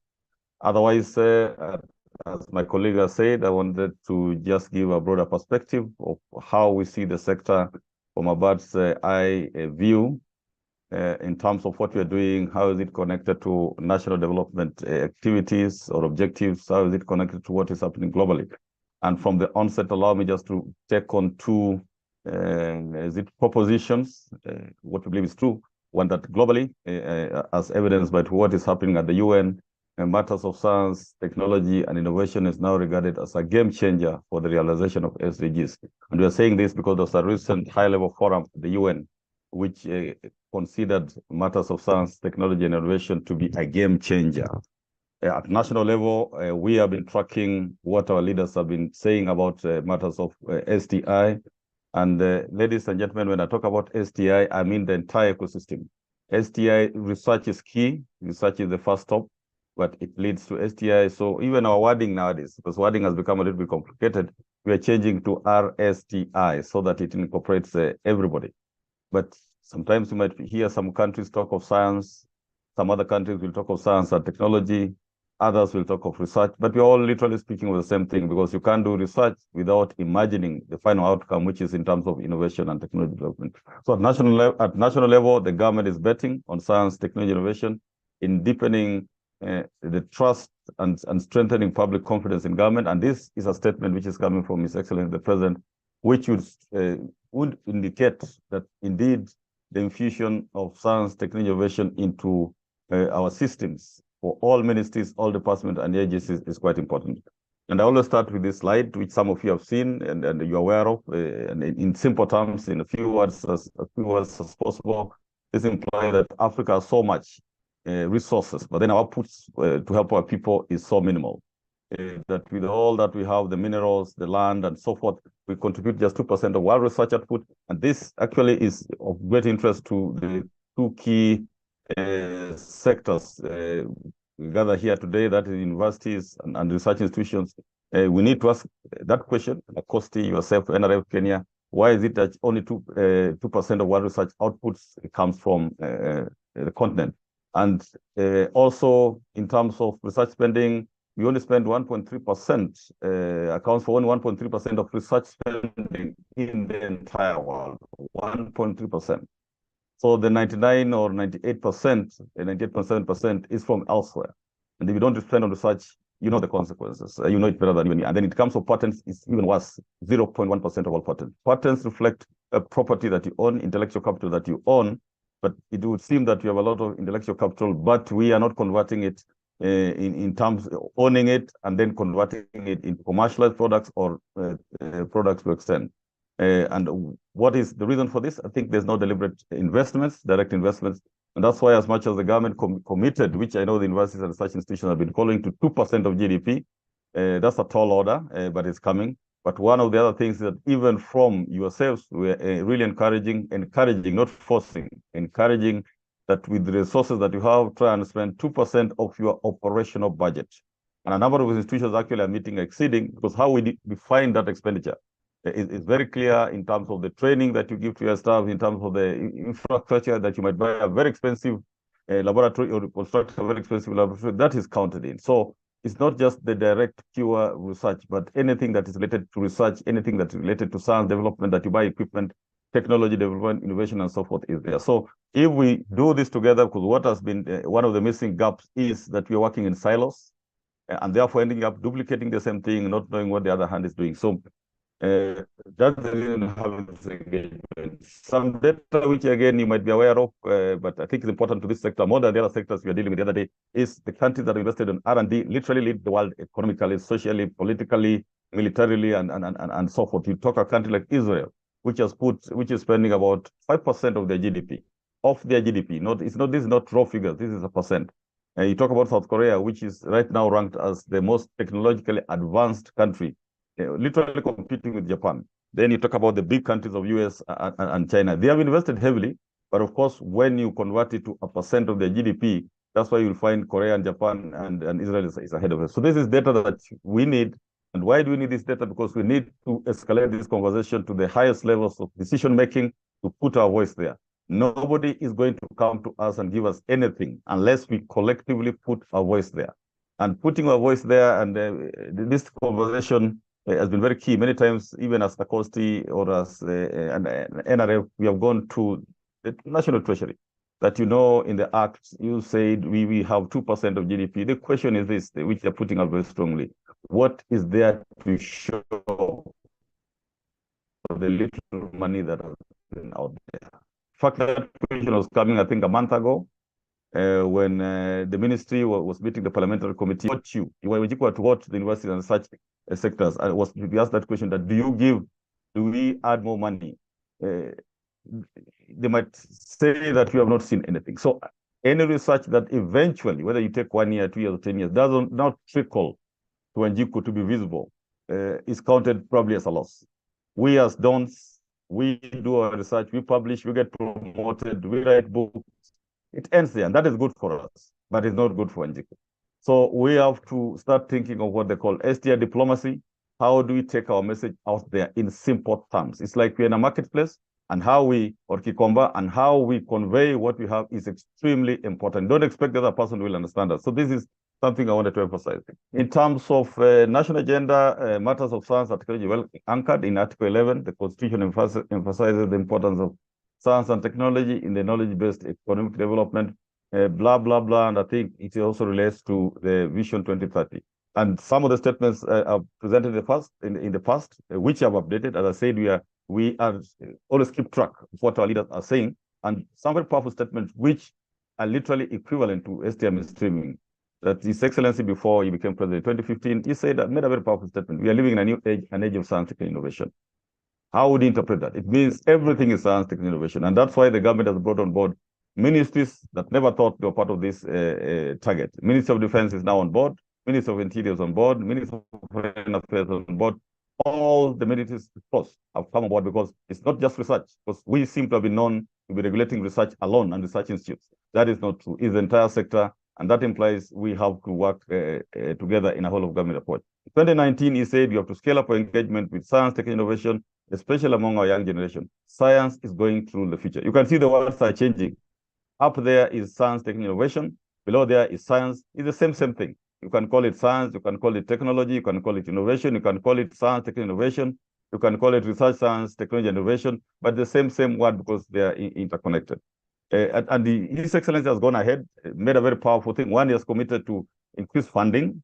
And I'm sure when we met parliamentary committee about a month ago, the chair, Honorable Meli, was like, we really need to find a way of funding research. But you, the ones who are on the ground, who are doing this work, we need to demonstrate that what the research you've done is trickling back to support Wanjiku, whether it's in agriculture, whether it's in technology, and so forth. This is actually the missing link. The number of patents and the percent of those patents that have been commercialized or extended. No, not everything has been commercialized. You can go to a community and extend the same. But His Excellency has gone ahead and established a Presidential Advisory Council on Science and Technology in Executive Order number 1. And that is a platform which you can use politically, or what we call STI diplomacy. I wouldn't want to use that word political. We have to go there, use whichever forum that we have, minimize our lamentations. You know, it's like sometimes life becomes so difficult that we end up rewriting the book of lamentations. Every day we're just lamenting. It's true, there's difficulties, but what is the little that we can do on our own? So how do we convey that message in a way that we are not seen to be like worked up? Just politely, that we need this for the good of the country, and keep on relaying the message until it sinks, because it works at the end of the day. COVID indicated that matters of STI research were very key, because the entire globe was relying on outcomes of science and technology. When you're talking of vaccines, when you're talking of ventilator, you're talking of, it was really a very heavy reliance on research, science, technology, innovation, which we need to exploit, and you are the ambassadors of that. Now, what tells you that this country is actually at the best time to exploit research, science, and technology? Just 2 months ago, that is 18th September, there was a high-level political forum organized by the UN General Assembly in New York, and there were several selected game changers for SDGs. One of them was applying science, technology, innovation, and data for transformative action for SDGs. Our country, His Excellency the President, selected that, and he chaired that session. Just that shows at the highest levels the interest that the government has for this. despite the limitations of monies. And the president said he called on the international community to mobilize and direct resources towards addressing impediments to SDGs. Yes, and a game changer is the application of science, technology, and innovation. How do universities and research institutions occupy this space? We have great research institutions, and I think all of them are here. And I think now we have about 21 research institutions. 12 have just been approved by the cabinet secretary. So very soon we'll be having 33. We have another 20 applications that are on board. So the research institutions are literally expected to take the researchers that come from universities to another level. They are more specialized. Yes, when universities will start from basic research, move it to applied research and so forth. But the research institutes are supposed to take what has been verified to a certain level and convert it now to a product or a service that is visible. What we have seen, of course, is the absence of minimal collaboration between research institutes and universities and the private sector, especially the private sector. And one of the value propositions out of this STI mainstreaming is to either force it or to encourage or to promote. It's literally mandatory. We have talked for so many years about academia industry linkages.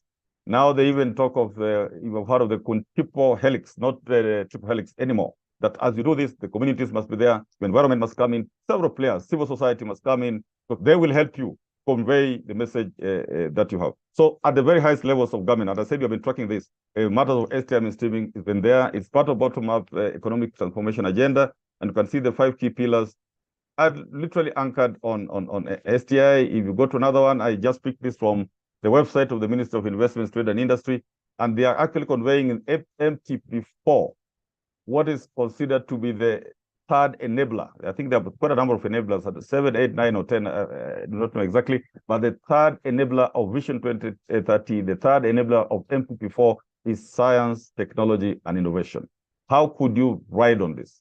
Yes, how could you ride on this, whether the universities, whether the research institutions? You can read that from the Ministry of Interior, and matters of at international level again. They just picked another slide, a very recent slide last year, part of the resolutions of the UN Economic and Social Council, which is encouraging governments to closely link science, technology, innovation, and strategies of sustainable development by prominently featuring capacity building and so forth and so forth. So at the highest levels, and I think in the wake of COVID, literally people are trying to invest in science, technology, innovation, and our country is already following suit. So positioning yourself not as individual institutions, but as a consortium is likely to be of great advantage to universities and research institutions. Another report, and I think this is now with regard to whole of government approach. This is a recent one, 4 months ago, July, from the United Secretary General's report on SDGs. The report emphasizes that it is essential to have a whole of government approach, might be a whole of society approach. We have had discussions even in NRF with the little resources that they have. And the insistence is that institutions that are going to apply for limited funds are there must demonstrate that they're working as a group in the consortium. And all the players, if you're talking of agriculture, you want to see Calro there, you want to see universities, Egerton, JQuad University that in agriculture, you also want to see the industry, yeah, to give that funding. So it has to be either a forced or encouraged collaboration, because the other one is wasteful, where you get 100 million and you give 100 institutions 1 million each. It is fair, people love it, but at the end of it, the outcome is not good. You'd rather invest this 100 million in 1 or 2 consortia, which addresses the key pillars of the government. The UN Secretary General's report is also emphasizing on promoting research collaboration. You can see collaboration in the wake of COVID has become very key. And then open innovation, which universities have had, is now the talk. I think last week we were engaging, there was a heads of institutions meeting organized by Kenneth in Mombasa. And one of the things which was being discussed was open innovation. As Nakosti, we presented on the same, that in the wake of COVID, this is not the time to get your very good finding and then you hide it. You hide it because somebody will get it. So you'll hide it, and it will go like that. Somebody else will discover it, hide it again. The time for open innovation is there. You can still secure your innovation by patenting, getting your royalties, and moving on. So having said that, I think I'll move a little bit faster when you talk about the regulatory framework of science, technology, innovation. And again, I just want to remind ourselves that STI is actually RSTI. It's regulated under the STI Act, and which was established for 3 purposes. I'll just focus on the third one: to entrench science, technology, innovation into national production system. This is what STI mainstreaming is. So we have had other MDAs, ministries, departments before who are saying, but because they're strongly associated NACOSTI with research. And then we tell them, no, the Act says we regulate not only research, we regulate research, science, technology, and innovation. That is what the people of Kenya, through Parliament, gave NACOSTI and NRF and Kenya. So when we ask them, are you part of national production system? They say we are. Are you part of Vision 2030? We are. Then you are part of the STI mainstreaming target. So literally all ministries and departments have come on board of that. So when this the government decided to introduce this STI mainstreaming cycle, NACOSTI was I think nominated, coordinated, based on our role as a regulating agency. If we go ahead, something which also just to confirm, a very recent one, as I said, we have been keeping track of this and we'll keep on sharing with you. Some of you have seen this during Madaraka Day of 1st June this year. His Excellency the President made some very key statements, which really was links to matters of STI mainstreaming or infusing science, technology, and innovation. I've just picked one. I think you can read it in the press, I think in the Google. And he says, I've just picked, to this end, President Ruto said he is betting on the use of technology in deepening trust and strengthening public confidence in government. That is the platform that the government is going to ride through. And you are the key players of this. So why don't you occupy that space? And you will occupy that space by saying what we can do. That the government wants to do this, we are there for you. We have these little resources, please add us some more. As NACOSTI, we are also positioned in a way that we are able to connect you to international partners, and we're already doing it with the institutions that are ready for that.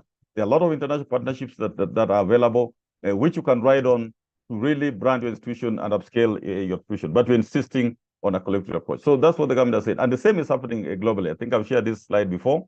The interest on matters research, and you can see now in the UK, they're calling it UK Research and Development Roadmap. Another country will call it STI Roadmap, talking about the same thing. But in 2021, the then Prime Minister established a new National Science and Technology Council, which he decided to chair himself. You can imagine how important it is for entire head of government to chair, despite the busy schedule, political and social, to chair it. What was the importance of that? This is what we call STI diplomacy. Whoever convinced him to chair that, the consequences that he allocated immediately 2.27 trillion Kenya shillings in that year of 2021-2022. This is what, ladies and gentlemen, we have to figure out how to do it. Nobody's going to come to our house or our doors or institutions telling us that, please, there's something here. It is for us to occupy that space, to demonstrate that without us, you might not go very far. But with us, you might achieve your mandate socially, politically, militarily, and so forth. These countries are investing not only for economic development, but also to secure their defense, to secure their public safety, and so forth and so forth. The same applies. I'll move faster. His successor, Prime Minister Rishi Sunak, is literally doing the same. So you go at the bottom there, the UK has now a standalone Ministry of Science, Innovation, and Technology. Why a standalone? Because they feel time is now right for it to stand alone and do its work, the business alone, of course, in collaboration with other institutions. And again, that was in February 2023. In March, they invested 65 billion Kenya shillings as of August 2020. That's about 4 months ago, billion. And the reason for that is, again, STI diplomacy. There must have been a team that escalated matters of science, technology, innovation up to the top. So you must have put a statement that attracts politicians, that unless you do this, this is going to happen. On our side, I think what we have been going to government, oh, there's 2% of GDP, oh, we need that money, oh, you have not. And Treasury, but they told us, point blank, that it's in the Act. That is good. But until it's justifiable that it is good use of money, prudent use of money, and be able to see the impact to the society is able to come out and actually say that, yes, the universities and research institutions are making our life easier. They say it's very difficult to allocate money because there are other more burning issues, paying fees and so forth and so forth. So I'm just pleading, you can see my statement just one. How do we galvanize our sector, the university sector, the research institution sector, to show that you cannot do without us. You need us. And when now they realize that, then they tell you, what do you want?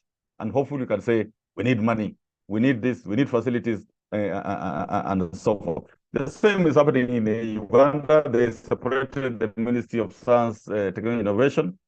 What was the import of that? Again, in that year, after 1 year after President Museveni, we had a separate Ministry of Science, Technology, and Innovation. Ministry of Science, Technology, mostly. He allocated, or the government of Uganda allocated, Kenya shillings 15 billion. So compare that with what the National Research Fund is being given now at 300 million.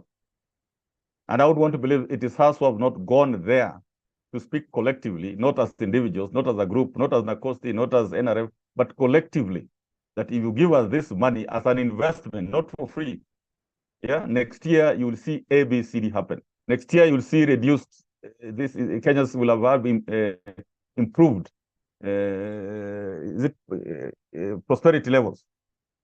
Yes, and measurable. So that it's measured. They know there are certain indices which measure prosperity. And if you're able to say, now we are here, give us this amount of money, next year you'll see this, then most likely we'll have succeeded. China is the same. If we look at, I've just picked this, this was again, it was early March this year. Over the past 5 years, China has made remarkable progress. They have invested Kenya shillings 63 trillion on matters of R&D. These are things around 3% of their GDP, but the highest in the world, of course. 63 trillion. What are they using it for? They're using it for key areas: manned spaceflight, lunar and Mars exploration, supercomputing, satellite, whatever, everything. If you look at it, it has a security angle. If you look at it, it has a public safety angle. If you look at it, it has the typical economic development angle. So, ladies and gentlemen, I think it's time that we portrayed that the research you do in research institutes and universities as direct bearing to our national security, to our public safety, and to economic development. When we do that, I strongly believe we will be heard. This message for economic development has been there for quite a while, and it's good. But countries that are progressing and are investing are bringing the elements of STI as a direct impact on national security, on public safety, and economic development. So 63 trillion. The US, I'll move faster, 33 trillion through an act of parliament last year. Chips and science, and you can Google this. Yes, and you ask yourself, why is at the top level listening to scientists there? It must be the politicians are scared of something. They must have taken a message that if you don't do this, this will be the consequence. People will perish. Everybody will listen to that. Yes, so maybe our language of communicating has not been so good. But if you look at you can Google, this was in August 9th, President Joe Biden signed into law the Landmark Chips and Science Act. The nation's economic and national security, those two words, economic and national security, depends on our ability not only to harness the technology of today, but to lay the foundation for the industries of the future. Let us link matters of the research you do to national security, public safety, and to socio-economic development. That is when maybe Parliament will hear us. And I pick this statement which I've used before, a letter from Eric Lander, the Director of the Office of Science and Technology Policy. This was the chief advisor. I think he left. Another person is there. He said, for 75 years, America has led the world in science and technology. That leadership has had profound benefits for our national security, health, and economy. I'm just proposing that even when you write your proposals, whether to NRF or to wherever, bring in the element of how does your research outcomes, how may your research outcomes impact on national security, on health, and on economy. Somebody will hear you somewhere. And this has been captured. This is now a very recent, again, statement of His Excellency the President. As I said, I monitored them closely. This is November 17th, during the first graduation of the National Defense University. This, as you know, is a special degree awarding university, which has been chartered different from most of our universities. And again, you can read this, you can Google that. I think it was the news. But I am just picking one sentence where His Excellency says, research and innovation are the better foundation on which to establish Kenya's defense and security policy and strategy. President William Ruto has said. Ruto said proper research and innovation would ensure that the country stayed ahead of competition, threats, and challenges at the time. Why don't you figure out how to engage with the National Defense University? It's the only one of its kind. Yeah, because within some of the colleges, we have the NDC. Karen is a college or a campus. We have NIRUK. You have heard of the National Intelligence Research College, which is in Nairobi here. So I'm very sure that the things that you are able to do that fits into the security sector. In some other countries, we have had universities having laboratories for forensic investigations of for the police. Because the one which is there at Kiambu is still they're still improving on the infrastructure. So which are the universities which are able to come and say, here we are offering you this lab for forensic studies, for investigations, when there are murder cases, when there are homicide cases, and so forth. The time has come, and it's very ripe for collaboration, because money is not going to come from the moon. We have to think out of the box and just make do with what is there, so that we don't rewrite the book of lamentations. Yeah, so having said that, we award this training, this is the third time. The lessons that we learned over the last 2, 3, of course, based on most of you, the questionnaires that you filled, one was collaborations among us, STI stakeholders is very key, very key. Then STI maintaining report tool to rearrange and digitize. We have done that based on the guidance that you gave us. And as we said, the first time you fill it, it might look a little bit expensive, but after that, you only feed in the changes. So it's a very simple tool, which we have moved from even you people filling the tables, is now being fully digitized in a way that it asks you questions as you proceed, and you finish. It uploads the data by itself, and so forth and so forth. Then there was widespread interest for demand-driven online and in-person trainings, particularly in-person trainings. I just want to inform you that even as early as 2 weeks ago, we are still getting letters of people asking for in-person trainings. We have taken it through our board, and our board has approved an 8-module training, what you're calling STI professional certification. STI mainstreaming is the first module. Like what we're doing today is part of that module 1. But the other very interesting areas, policy development, research ethics, in fact, this is what we'll be offering, which concern universities, particularly the institutional scientific and ethics review committees need to take that research ethics, quality assurance and monitoring, STI leadership and diplomacy, and so forth and so forth. What I want to highlight that this is not compulsory. This is not compulsory, so please don't go to your bosses and say, oh, Nakosi told us we must. No, this is based on if you think you need it. Because we're advertising, I think, very soon. Maybe the first trainings will be at Lake Naivasha Resort, a calm place, charging very moderate costs just to break even, because we'll be bringing expertise from outside. Maybe some of you might even be experts in this. So take advantage on this, but it is not compulsory. What the value proposition of this STI mainstreaming indicator? I've talked a lot now. I'm just checking my time. Yes, about 30 minutes. So I have another 20 minutes to go, which I want to use usefully. Yeah, value proposition of the indicator. Number one, we hope the data we're getting from you will improve Kenya's global competitiveness. And I'll just show you that we have our rank in Global Innovation Index has gone worse because of absence of data. So we are pleading that we get that data. We hope it will impart a culture of creativity. That was the intention. Ensures implementation of all-of-government approach. Guarantees, when it's done well, guarantees enhance national security, national prosperity, public safety, and inclusive sustainable development. By ensuring every institution delivers what is commanded, because you only undertake what is from your functions. Yes, there's some institution whose core business is not research. We will not require them to do research. We require maybe for them to use technology or to come up with some technology proposals. So it's based on your functions. But for the institutions gathered here today, I think your core business is research. Yes, so we would want to get more out of research in terms of the outputs that are there, the patterns, the publications, wanting to plead that please let's encourage our students that you supervise, even from research institutions, to publish in Scopus journals. International rankings focus on Scopus journals or Shimago approved journals. There are this discussion which has been there for quite a while on these rogue journals. They could be there. And there's no harm in publishing in our local journals, that's okay. But escalate the same publication once you've done, improve on it, and submit to Scopus journals, because that is what they check. Yeah, so we will be asking, I think, in our tables, as you say, these are the list of publications. Separate the Scopus journals from the other journals. Of course, they're also very important. So that's what we're doing. Coming again back to the STI Act, 3 agencies are there in the ecosystem. Ladies and gentlemen, they are very, very different. The roles as captured in the Act is very clear. Once in a while, we tend to overlap each other, and that's a mistake which we blame on ourselves, the 3 institutions. We are trying to work it out, trying to insist that please let us stick to our mandate, and otherwise our sector, our clients, our stakeholders like yourself are actually requesting for a merger. But I'll tell you, NRF starting with NRF, is a funding agency like HELP. It does not regulate research. It does not implement research. They fund you, get your report, and those reports are supposed to go somewhere. Kenya is the implementer of the sector. Yes, they're the ones actually supposed to be our face. They do not also regulate innovation. They do not fund research. They implement. They're the ones who encourage innovations, technology development, patenting, commercialization, and so forth, but they do not regulate. Regulator is NACOSTI. NACOSTI does not give funds.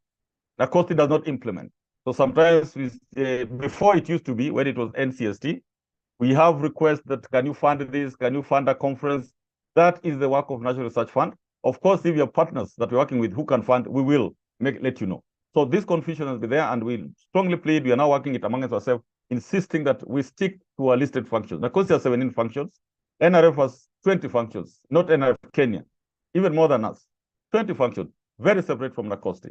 NRF has just one clear major function: mobilize resources. Mobilize resources and give out those resources. They do not regulate. So you can see I've just covered the objective of the Commission shall be to regulate and assure quality in the science, technology, and innovation sector, not only research, it's the entire sector. And this is what has brought on board the Minister of Defense, the Minister of Interior, the Minister of Foreign Affairs, ministries who are not sure whether they are part of the sector. It is the STI sector, inside which there is research. Having said that, actually, this is the sector as it is, 3 subsystems. David, I hope I'm not speaking to myself. I hope I'm still audible. Yes, Professor, we are together. Okay, thank you. Yeah, just let me know. Sometimes the internet causes havoc. Yes, so this is what we're calling the STI system, not even ecosystem, the STI system. We used to have innovation system some years back. I think now people are shifting from an innovation system implied STI system, but now it's actually globally it's moving to science, technology, innovation system. 3 subsystems: political, governance, and regulatory system. This is the government of Kenya, our Ministry of Education. That's the ministry in charge of RSTI. We have this way, we have a regulatory agency like NACOSTI. That's why you have implementing agencies like Kenya and NRF, policies, and so forth.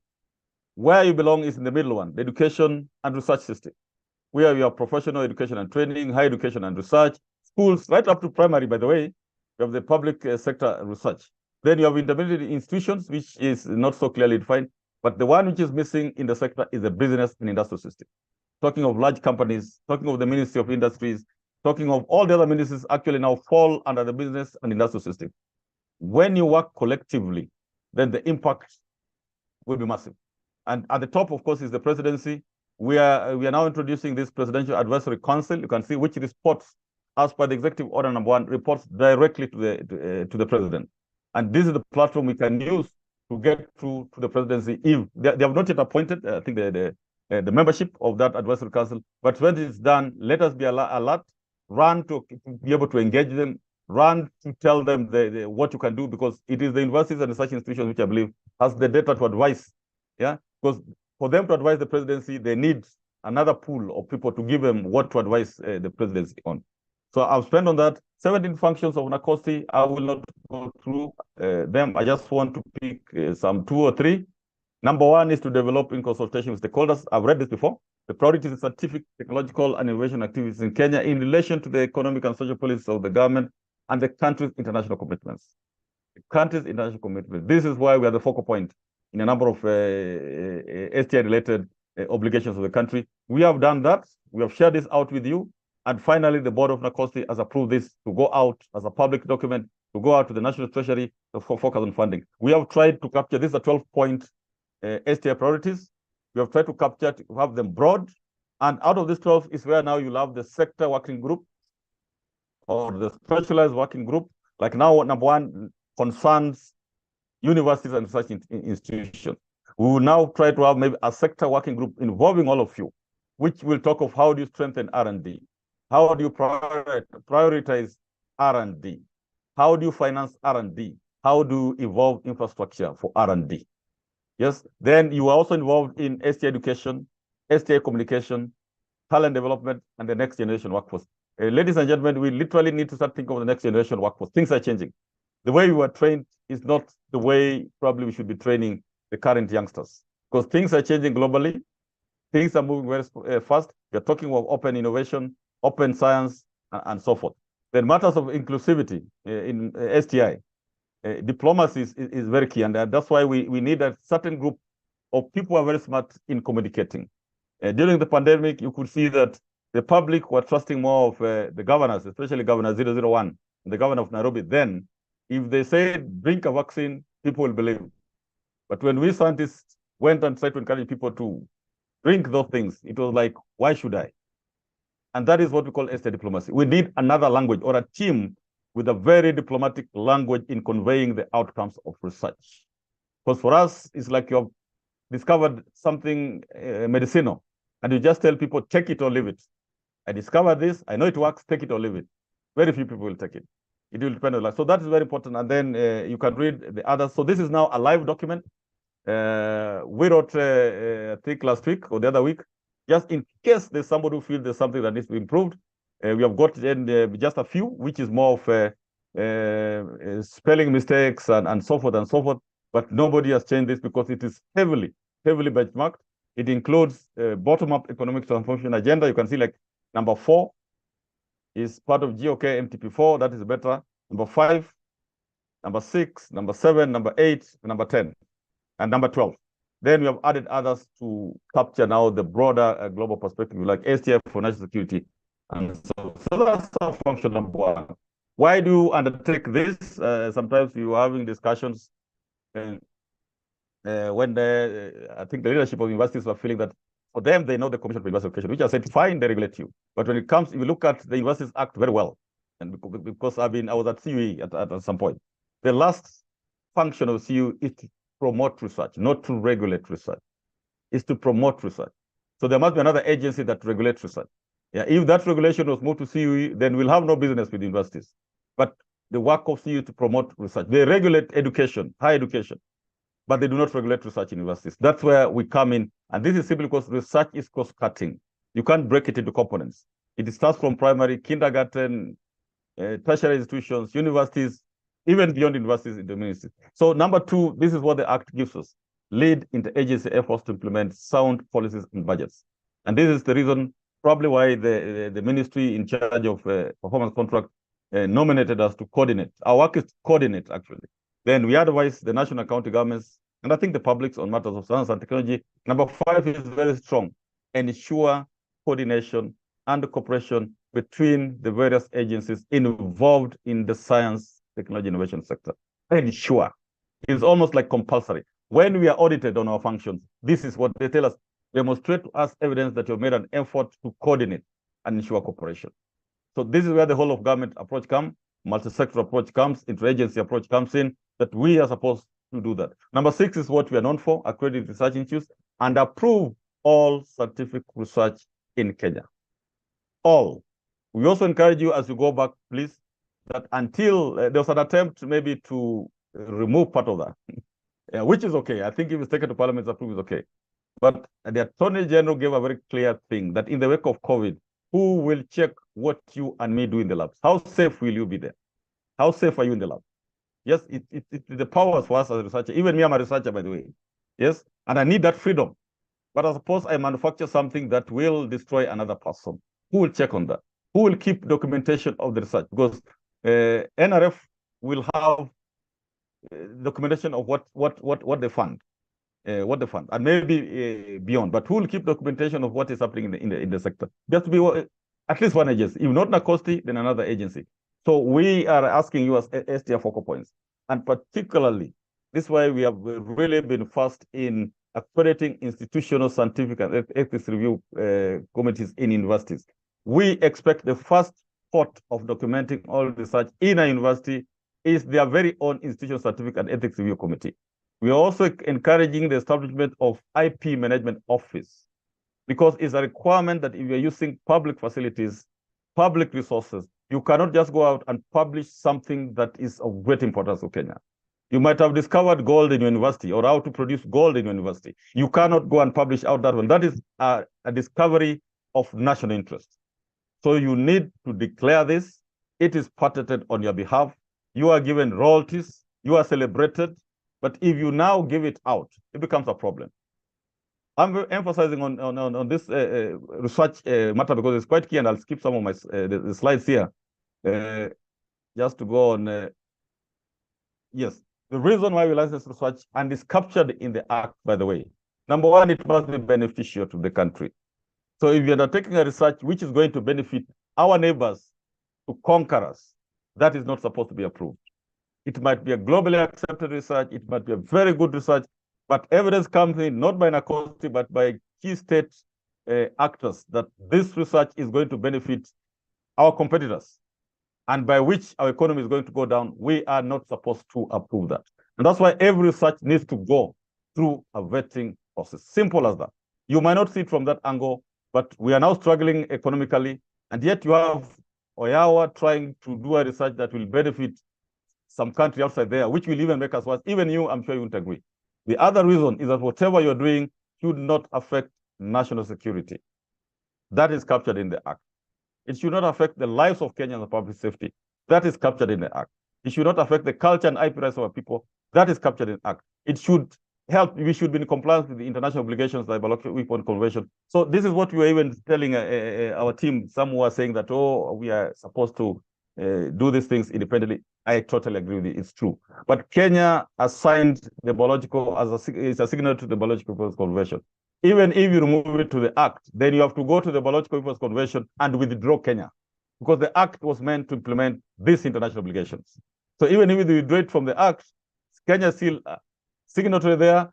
It still has to oblige with what they signed for. CTBTO, bioethics, like UNESCO bioethics, is very, very clear that there needs to be institutional ethics review committee which monitor and report on what is happening in institutions. So we have really empowered the Institution Scientific Ethics Review Committee, and many of the universities and research institutions, including hospitals, have applied for it. We have empowered them with very many functions. So our work is just to collect data from them. We strongly encourage you that let all researchers be licensed. The money is minimal. I think there are also some politics about the money. If you can see, like for a master's, no, a bachelor's and diploma student, it is 100 shillings. 100 shillings. That was from 2012. It is still 100 shillings. If it's a master's, it's 1,000 shillings. Just tell me how much money a master's student will spend, whether 500,000 or 1 million or 2 million, and compare that with just 1,000 shillings. So, and we are saying even, we can even, if the government were to provide us with sufficient money, and allow us to waive, would waive, but at least let there be somebody who checks to ensure that we are safe, to ensure that your work can be patented, and so forth and so on. So I'll just go back again very quickly. I think I have now 10 minutes, 15 minutes or so. Yes, and in addition to our functions of coordinating, you can see like number 12 also. It still talks of coordinate, monitor, and evaluate as appropriate activities relating to scientific research and technical development. This is where we also come to universities. Yes, just to check, because it's in the Act. Unless it's removed, it's in the Act. 13, promote and encourage private sector involvement in scientific research and innovation. We would want to bring goodies to you. Then 14, which we are doing for the first time, you'll see a report on the state of STI for the first time. Annually review the progress in scientific research system and submit a report of its findings and recommendations to the Cabinet Secretary. The team which we are doing this were peers, some 2-3 professors from your sector were the ones who are helping us to do this. So we work very closely with universities. We are enjoying together. Please, let's continue that working together. Let's continue that relationship. And you, as the STI focal points and champions, are actually the ones to take us there. Something which is of great benefit if you make use of it. We are also the designated national focal point to a number of Kenya's international obligations. We are the focal point of Biological Weapons Convention, and we're in Geneva the other time. We're the focal point of International Center for Genetic Engineering and Biotechnology, ICGF. We're the focal point for AFRA. We're the focal point for CTBTO, which we have delegated to University of Nairobi. We have been working very well with them. Yes, and I think their teams have been going to Vienna almost every month. We have gotten infrastructure support from CTBTO, some of facilities at, I think, at Karura Forest, top notch. This is now the role of NACOSTI when it comes to science, technology, innovation, to avail opportunities that are there, to have platforms that are there. Like when we are going to Geneva the other time, we are able to bring everybody on board. We are not specialists in Biological Weapons Convention, but with the decision of Kenya made that which is the institution that can bring everybody to go. So like in August, we are about 15 delegates, Kenya delegation, led by our peers, Dr. British Nyangala, and there we are about 5 ministries CAPES was represented, National Defense University was represented, universities were represented, Minister of Agriculture was represented, the CEO CAPES was there, CEO, quite a number of CEOs. So this is actually the role of NACOSI, the multi-sector approach. But we were all there to vie for the benefits that are there at international level. And this is probably where the universities need to go. If our local resources are not enough, and I think they're not enough, it's time to look out. And some of the institutions and universities and research institutions have already gone out there, like Calro, I know, getting a lot of money. Kemri, I know, getting a lot of money. If you remember, there was a time, it was a newspaper, JOUST, Jaramogi Oginga Odinga University of Science and Innovation, got just one support of Kenya shillings, 7 billion, I think, from USA. So we are there for you to see how we can access this. And you can see even recently we had a visit from a delegation from the EU. They were coming to tell us what are the opportunities that are there. Yes, we had about 14 from the different embassies, the science attaches at NACOSI. And I really want to shout loud that there are two programs which are alive now. Some of the institutions are making good use of it, but we are looking for consortium approach. Horizon Europe programs, the EU has set aside, I think, over 70 billion, not for Africa, but for the entire world. But if you form a good consortia with some of the universities in the lead, you're likely to access that money. And some universities have done. It's cumbersome, but you're willing to assist you. There's another one of which we are also the focal point, actually, as the DG of the focal point, Erasmus program. If you check, I think, now at Erasmus website, and we have sent this, there are very many opportunities there. Staff exchange, I think, master's programs, PhD programs. Please make use of this. It is you as the STI focal points and champions that need to relay this. Probably we might have another training, in-person training, if there's interest, just of STI focal points, somewhere in person, just to tell you of the opportunity that are out there and how you need to engage your universities to ensure they're exhausted.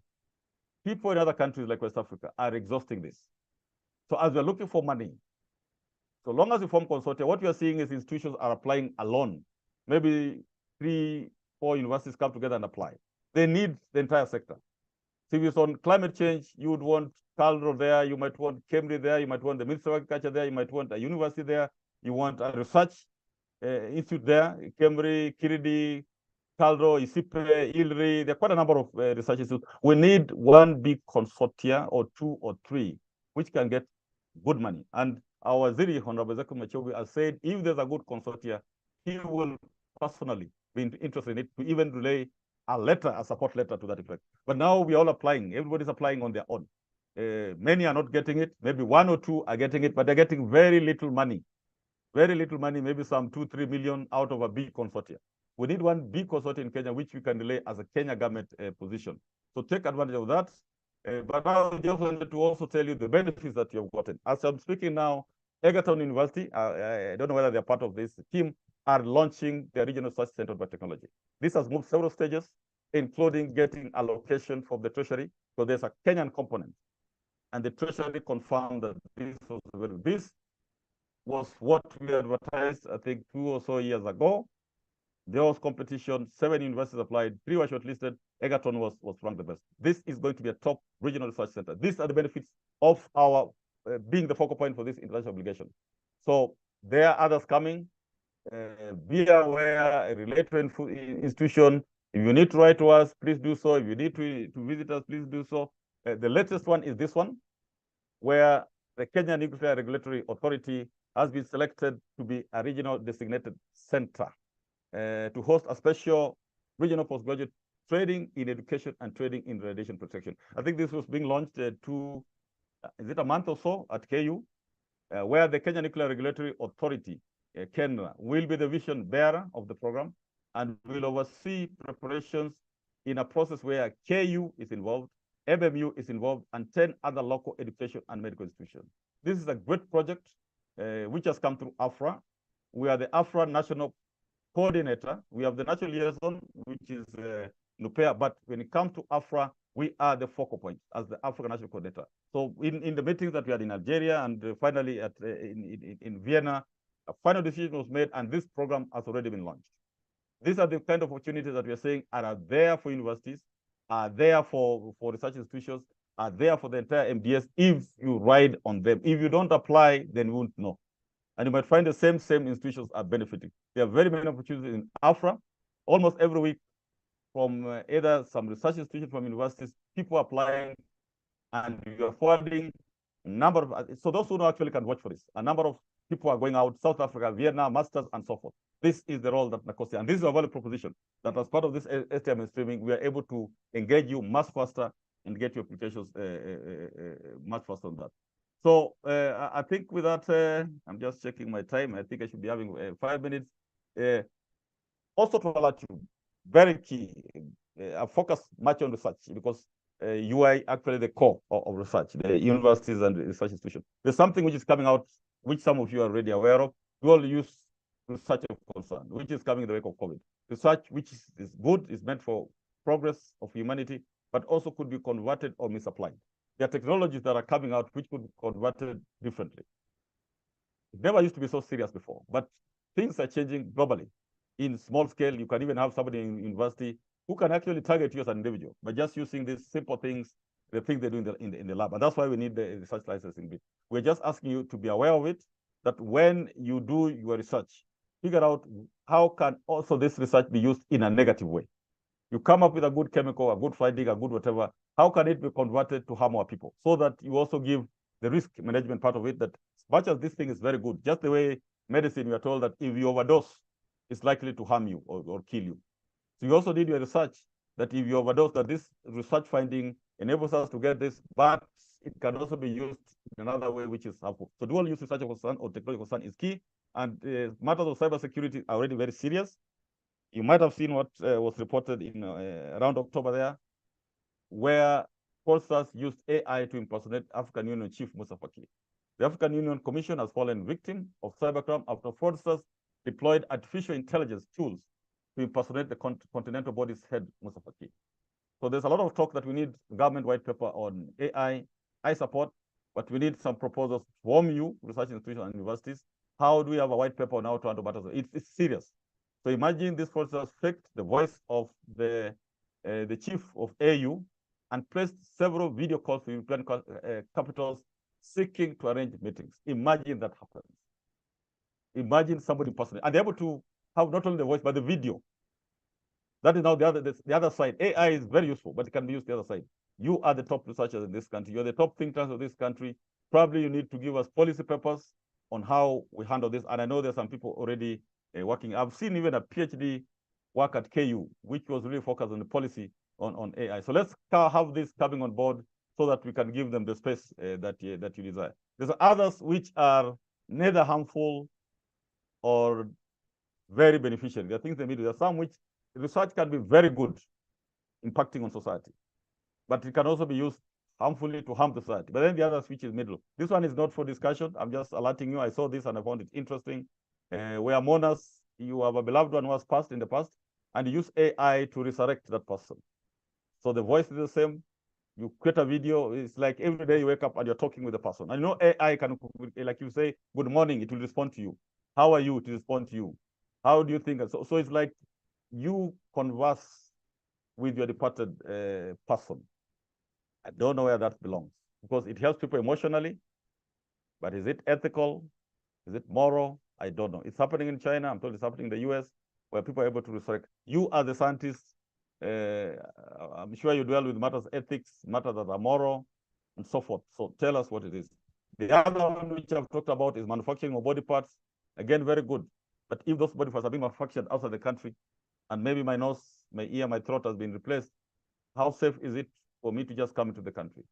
How sure am I that my throat will not explode 5 years? Because they can program it. Somebody can be so smart to program. And you can see the first person with a 3D printed eye.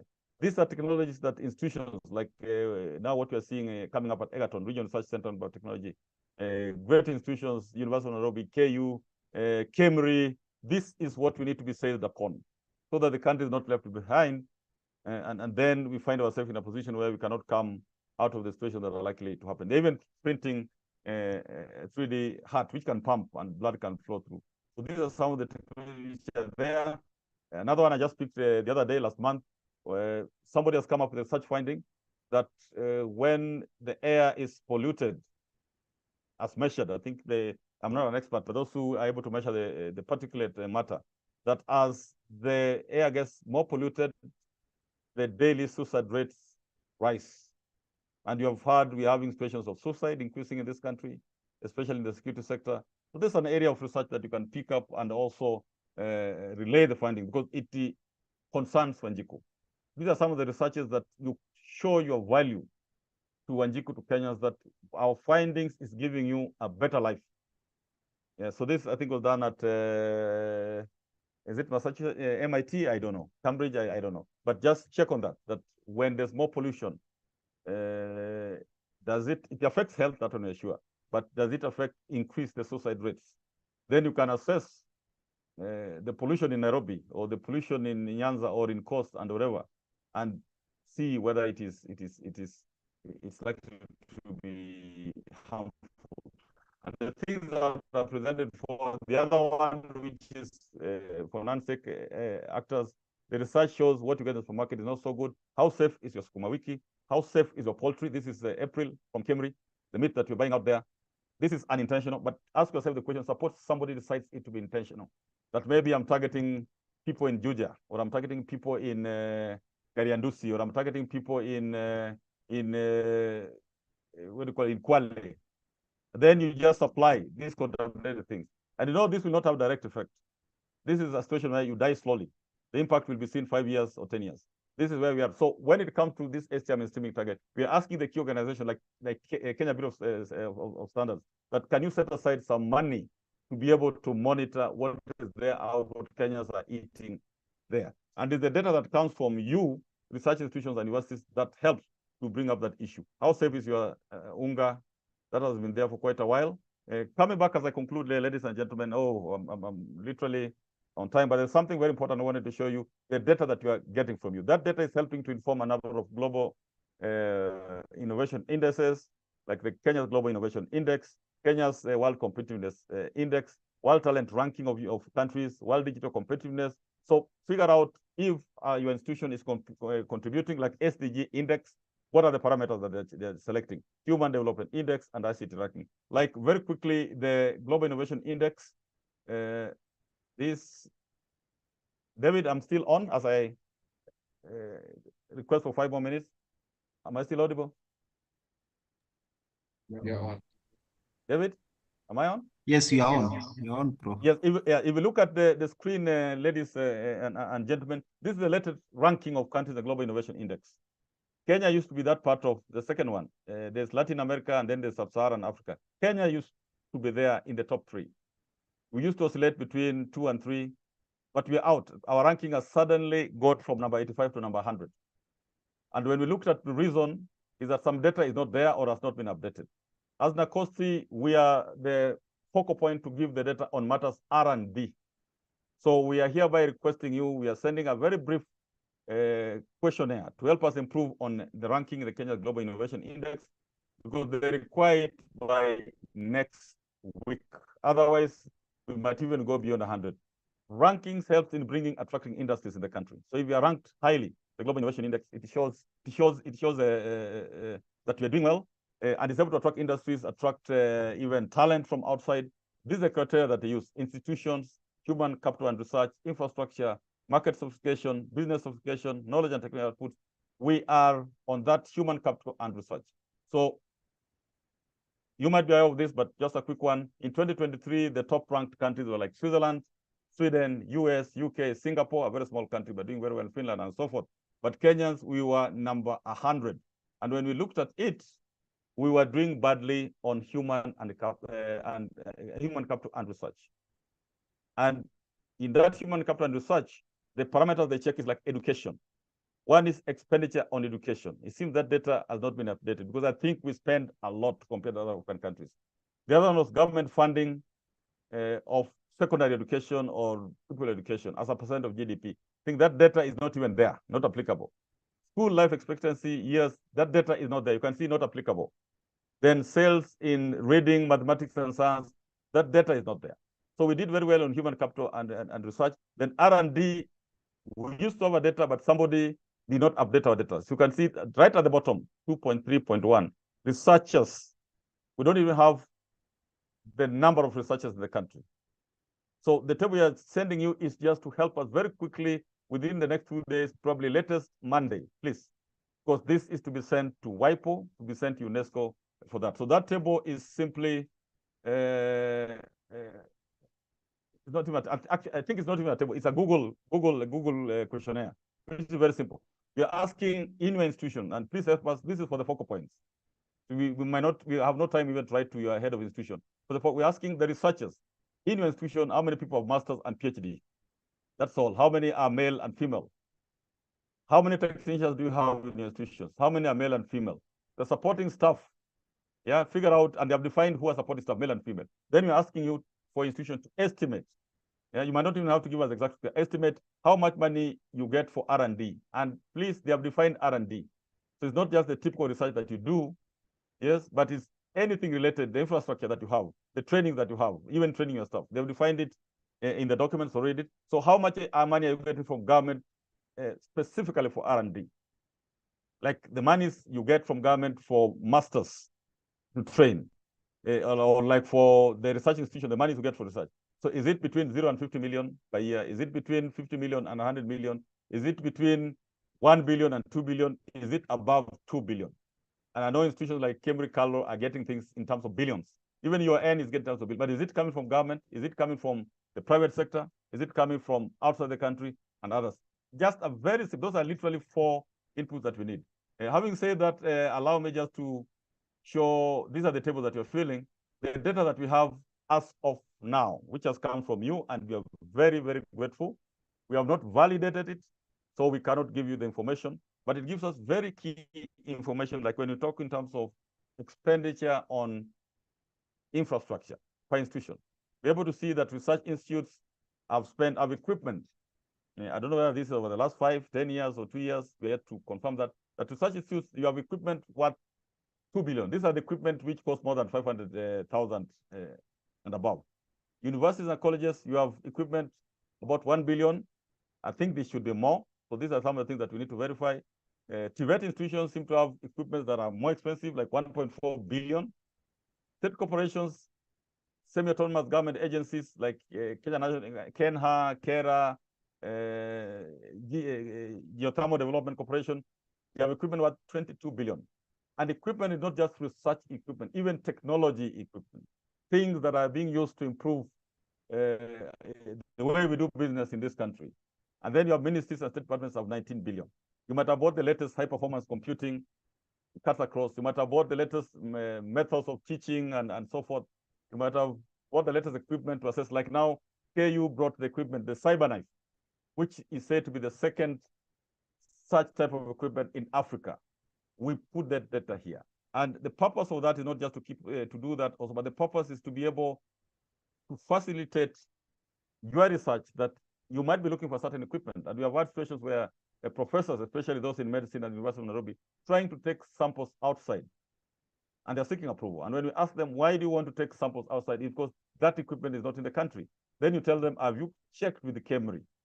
Have you checked with CalRO? Because KEMRI has a lot of equipment. So the purpose is to be able to, you can go to your app, and I think our team will create an app, and you put the name of the equipment, and it tells you this equipment is available at Isipe or at ILRI or at Kiridi or at ILRI, wherever. But this is the data that we're getting. It's still very raw. And I'll go to research institutions. So if you talk of the institutions that seem to have invested on equipment, is CalRO with equipment worth 1.4 billion, followed by KEFRI, followed by KIPRA. I think KEMRI most likely did not give us the right data. So this is what we need to check. But this is like what we got, the top 10 or the top 8, CalRO, KEFRI, KIPRA, this energy institution, KWI, Kenya Wildlife, or Kenya Water Institute, KEMRI is there, Kenya Marine and Fisheries Research Institute, Kenya Wildlife Research Institute. This is why we need this information, so that we can also convey to government that such an agency has this very valuable institution which everybody in the country can use. And in the process, you also get money, because people will not come to an institution for free. You go to universities, Chuka University has equipment worth 190 million, Cooperative University College 178 million, Egerton 95 million. So please, as a focal point, tell us whether this data is correct. because I'm seeing traditional universities like University of Nairobi is not there, JKUAT is not there, KU is not there, and you're seeing the young institutions because they are giving their data. This is how people lose out, because somebody somewhere might not have taken this matter seriously, and therefore the government doesn't know. This is what some of the information that will next year will appear in the state of STI report. And it will be the cabinet secretary, probably the cabinet, probably it will be published. So give us the correct data. So those confirmed research institutions, I'll move faster. I spent quite some time. I'm 10 minutes late. Please, apologies for that. So here is just now the equipment. Like you can see, Kefri as a genetic analyzer system. When we do this in an app, somebody will click and write, I want to see which institutions has that genetic analyzer, and Kefri will appear, maybe another one will appear, another one will appear. That's our intention, but I'll move faster. I'll skip and go to the next important set of data, and that is, I think, on research outputs. We will avail this research and development expenditure. Again, this is now research institutes. We're able to see, and this was being done not in terms of the volume of expenditure, but as a percent of your operational budget, so that we are fair to all institutions. Because you talk in terms of volume, then bigger institutions definitely have a bigger volume. So you find the National Cancer Institute is spending 125% on R&D as compared to the operational budget. And you know the operational budget is not the total budget. CalRO is spending 60% of the operational budget on matters R&D. Kenya Marine and Fisheries Research Institute, 42%. I still believe there's a lot happening at Kemri. So again, the focal point, we are requesting you to confirm, and for all of us, because this data will appear somewhere. It will either be in the National Treasury records or the Ministry of Interior's records. It will be somewhere record. Please ensure your record is factual, not over-exaggerated, not low. But now we have this data. You can see Kipra, you can see whatever.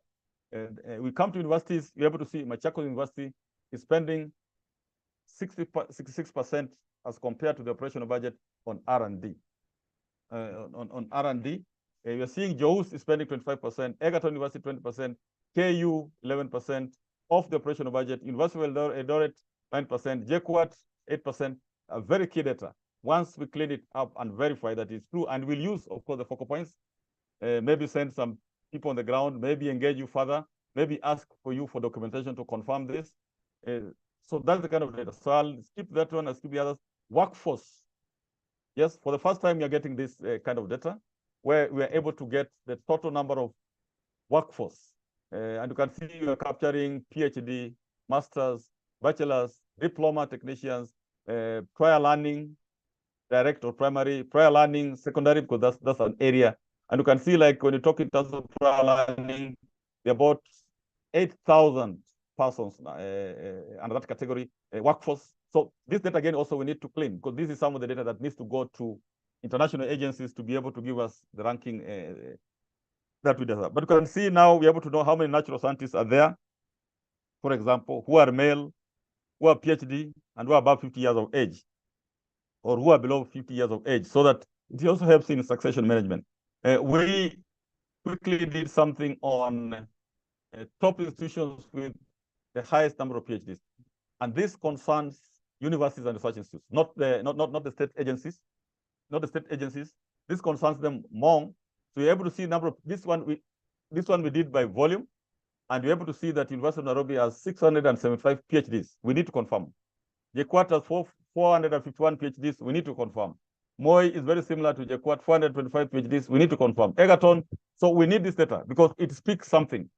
We'll talk of, because other universities, probably the minimum that a staff should have, the lowest should be PhD. But of course, we know our limitations and challenges. When you come to research institutes, CalRO has 144 PhDs. Cambridge has 84 PhDs. National Museums of Kenya has 60 PhDs. Very surprising, by the way, because we didn't know they have really invested on stuff, and so forth and so forth. This is the data that is coming from you. Very useful data. The last bit is on publications. You talk of peer-reviewed journals. You can see, I don't know whether this is for 1 year or the last 2-3 years. So we need to confirm that, but there were about 650 serious publications in the country. In terms of patents, 146 total. Again, I'll skip due to time, yes. And you can see the number of patents that we got. universities and colleges. Dedan Kimathi is leading with 4 number of patents. Eldoret, Dedan Kimathi and Eldoret University. Yes, so on one side is number of patents, and then you see KU with 3 patents, UON with 2 patents. I think UON should be having more. Tharaka Nithi University with 1 patent. A new university, really shining, and Eldoret, very surprising, by the way. You come to research institutes, Calro has 1 patent. So I'm asking, where are the patents of Kemri? Where are the patents of Ilri? Where are the patents of Kiri? Because I think they have. So as the focal point, we really plead that please give us the correct information. If you go to other sagas, you can see Kengen has 4 patents. Then on the other column here, those who have commercialized. You can see Dedan Kimathi has 4 patents, and they have commercialized 3 out of the 4. You have seen an institution like Masai Mara has commercialized 3 products.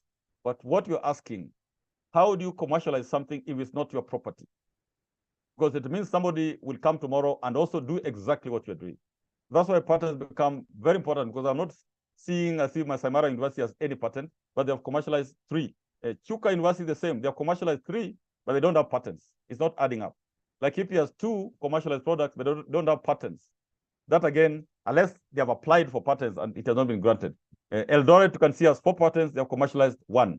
Kemri has commercialized 7 products, but they have not given us the patents. That's what we are worried about. What happened to the patents of Kemri? It means what you have commercialized, somebody will also do exactly the same and will get you out of the market. Yes, Sigalagala has 32 patents, and we confirmed that yesterday. We actually asked the focal point, please, this seems to be very high. So when you have Sigalagala with 32 patents, Kitale Poly with 23 patents, Kisiwa TTI with 13 patents, surely that is a wake-up call for us in the university and research institutions. Because if this data goes, it's like really there's something missing.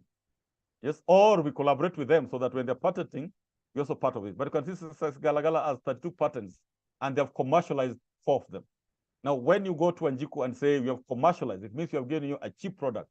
That speaks sense. It makes sense even to the committee on education in parliament, to say why we should give Galagala TTC more money than any other institution. The same with Dedan Kimathi. There's been a lot of talk of Dedan Kimathi, by the way, and we are now seeing it in figures. Numbers never lie. And I just tend to think, and I might be corrected, that a number of institutions have not given their data. So please, we are pleading before we release this, maybe middle of or late next year, give us the data so that when we say this is what is happening, it is justified. And so you can use this data to say the reason why you deserve more money from government, you already got a lot of money. So if I move on again, I think this is the last bit. Yeah, this again is of great interest to you. The leading institutions in attracting funding from the private sector or international partners. Research Institute, Calro is leading. They have 174 partners who seem to have given them 12 billion. What I'm not sure is that, is it for 1 year or 2 years over the last 5 years? Cambridge is now featuring very strongly. They have 53 partnerships with the private sector or international partners. They have brought in 1.7 billion. National Museums of Kenya, the same. Now, when you come to universities, yes, you can see JKUAT. I don't know whether that's, wow, that should be 15 billion, if I'm not wrong. There are no commas. But you can see the leading ones are JKUAT, JOS. I told JOS got 7 billion at some point. The KUT, Egerton, Moi, Seku, Machakos, KU. But I know University of Nairobi is somewhere, but it's like they've not given us the data. So please give us the data so that we portray you correctly. And this report can help you seek for more funding from the government. Because if JKUAT is bringing a lot of money from the private sector, surely they need also to be celebrated by being given some more money by NRF. And this is what NRF is going to be considering. Those who have more shall be given. And those who don't have, I don't know what will happen. Let us demonstrate our capability, our capacity. Like now, Egerton University, just by the establishment of that center, regional research center, they can include the annual budget of that center as part of what they've received from donors. And a number of you have centers, units that are coming up. So ladies and gentlemen, it's quite a lot of data. It's a mouthful. It needs maybe an entire day to give you this. I'll just go straight away to conclusions. And yes, I've taken more than the other 3 days, but because there's a lot of information for you. In conclusion, STI are key drivers for economic development, as well as national security and public safety. The pandemic has reaffirmed the vital role of STI. In a nutshell, we'd really want to continue working very closely with STI focal points and champions in MDS universities. There are opportunities there that are there internationally. We are trying to see how we can bring the private sector in. The county governments, we are getting access to county governments through the national treasury, because they are now requiring county governments to undertake STI mainstreaming. And when they do that, we'll insist each counties to demonstrate that they're working with institutions within their counties and beyond, so that the monies that they have for research can be allocated to the various institutions that are within the country and without the country. Thank you. And apologies for taking more time than normal. It's only I end up becoming sometimes overpassionate. But thank you. Back to you, David. And as usual, we'll take some 2 or 3 questions before the session continues. Back to you, David. Thank you so much, DG, for that presentation, and indeed casting the whole perspective as it should be. I think we really want to appreciate that that's a lot of info, and our research institutions and universities have a greater role to play in this whole business. So, distinguished participants, I think at this point we would wish to give you an opportunity. If you need to raise a comment or question for Director General, we have him on board to respond. Yes, David, I could start with, I think there are some 2 comments there. Comments on the questions, yeah. Yeah. Actually, I think a number of questions will be answered by our team, so you can maybe only ask the very burning. But you can also put it on the chat. If you are not able to handle it during the session, then we'll communicate to you through email. But I'm saying recently we got information that NACOSTI, the national focal point for Erasmus program of the European Commission. Could you comment on that? That is very true. We have sent out the recent adverts, so please engage us. We would want as many as possible of Kenyans to benefit out of this. We are the focal point. And probably we will be having either early, maybe January, because we have to do some sensitization, where the EU team will be also online. So please be on board. But feel free to write to us. I think my lead assistant there is Dr. Ngigi, so that you don't flood me with a lot of emails. You can write to Dr. Ngigi inquiring on this. But indeed, we are the focal point. We have innovations done, especially by students, but most of them are published in external journals. Is it possible to promote in-house journals and encourage students at diploma, degree, and master's level to publish there and collect those innovations? China did that with the Frontiers journals, and within a short time, the journal gained high impacts. Now they limit their own innovation. Really true, as much as we're encouraging international publication. In the Act, it is required of NACOSTI that NACOSTI is the one which will give directions on where to publish your research, how to store your data. You go to a website, we have been engaging with particularly the universities. We are trying to, to find a way of regulating journals, either collectively or we sublet. And if you go to a website, we have a proposal there of a 2 or 3 tier journals. Tier, I don't know if they call it tier or tier. Tier number 1 are those journals that are well-known, scopus, where you Google, it's automatic. You Google Oyawa's name or you Google an institution name, it's automatic. That's tier 1, and it should have higher scores. Then there'll be tier 2 and tier 3. Tier 2 will be local journals which are already advanced. They'll meet certain requirements, the rate at which they come in and so forth. Tier 3 are the emerging ones. So indeed, as NACOSTI, we want to encourage local journals, but to avoid them being rejected when you go for promotion, as just happened, where you're published 100 papers, but in a journal which your university doesn't recognize. We are trying to come on board. So help us to negotiate. The number of these things through negotiation. Help us, because initially people didn't know the role of NACOSTI. They're wondering how is NACOSTI coming in that space. It's actually our mandate as part of regulating and assuring quality in RSTI. So we would either want to partner with some independent institution, whether Kenya National Academy of Sciences or another institution, whether locally, so that, because it will be a lot of work, so that we are able to really, people will apply to NACOSTI. Rather than like University of Nairobi, they have their own scheme of recognizing journals. Then you'll have maybe JKUAT. Then you'll have maybe Masinde Muliro. So everybody will be having their own. We as NACOSTI, we are ready to occupy that space and be able to tell you, for you to qualify for being tier 2, this is where I belong. And we'll also encourage our own journals to qualify for that Scopus ranking. Because when you do that, it is extremely, extremely good. So we support that, but we also need your support as focal points. If you think Nakosti can do this, write to your CEO. So it makes our work easy. Otherwise, we start explaining why are we doing this and so forth. You know, everything in Kenya, Kenya is a very democratic society. So even when you want to do what is your mandate, you have to explain to people, and if they don't agree, they will stop you. Okay, I think those are the only two I've seen on the chat. But discourage your students from publishing in these predatory journals. At least you better use the locally recognized journals, because I believe most universities or even research institutes have their own internal journals. Ensure they are okay, and then let's work early next year to give them some sort of a national classification, either that tier 2, tier 3, and if the stakeholders agree, because we can't do that if the stakeholders don't agree. If stakeholders agree, then it will make it very easy and satisfying. I'm very keen on that, because that has been a missing situation. People are sending their journals to places where you pay, I don't know, 50K or 80K, and tomorrow your paper is accepted. Very, very discouraging. Very, very discouraging.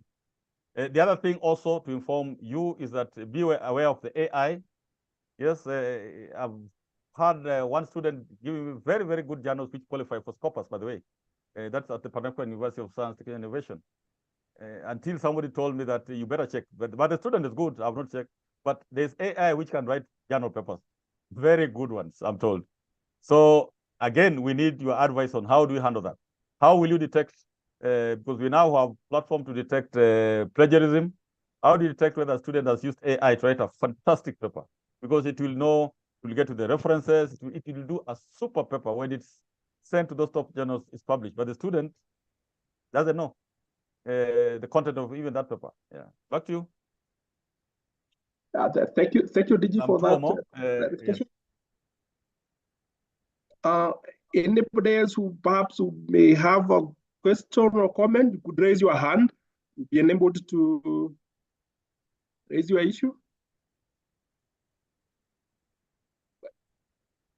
But generally, most of the things that you've concerned, the panelists here have been able to respond to. But should you have any for Director General, this is your chance. Okay, it seems we are contented for that. And indeed, it is important that we are on the same page. Thank you so much. I think with that, So DG.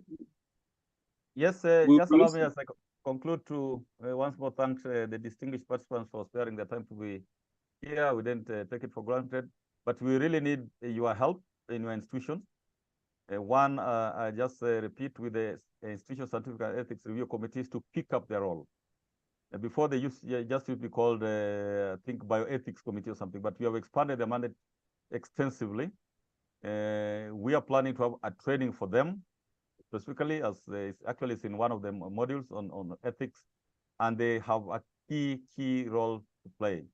There's also the opportunities for institutions or MDS that do not have institutional ethics committee, and many of them do not have. We want them to be affiliated to you, not at a cost, but what it will mean that they'll be submitting their request for research licenses to you at a fee. I know an institution like Aga charges quite some money, sometimes even 50K to review and recommend to us for licenses. For us, we charge maybe 1,000. Them, they're charging 50K. So there's a lot of, I've seen literally all the universities now are requesting for it as our focal point. If you happen to be the chair of ISAC, we call it ISAC, well and good. If you're not the chair of ISAC, please work closely with the chair of ISAC, because we would want them to document all the researches going on there. The other one we want you to help us is in the establishment of IP management office.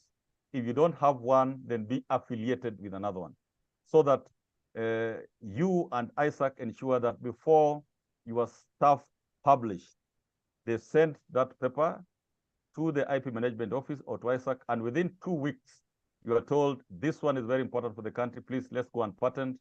This one you cannot publish because it's a national security issue, then this one you can publish. It's what happens elsewhere.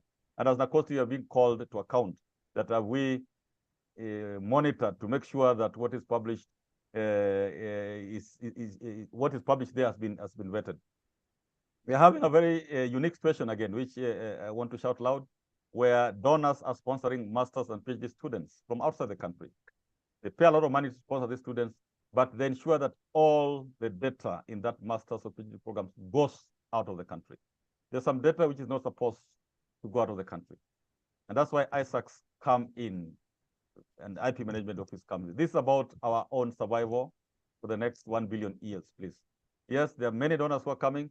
And of course, other eyes of government have detected that the same external parties might be trying to destabilize the STI sector, might be trying to make sure that Nacosti NRF do not play their role, because it's to their advantage when research is undertaken without anybody checking what is happening there. So they sponsor maybe 10 of your students, and without your knowledge, there could be very precious data. They can pick something on even like in geology, what is there in the soils. So they ask students, please go and do sample testing in Wajir or in Kwale or in wherever. And the student will do it very nicely and say, this is what we found, and it goes out of the country. The next time you see those people applying for licenses to mine some products in Kwale or wherever, is because they have got the same data from your very, very students.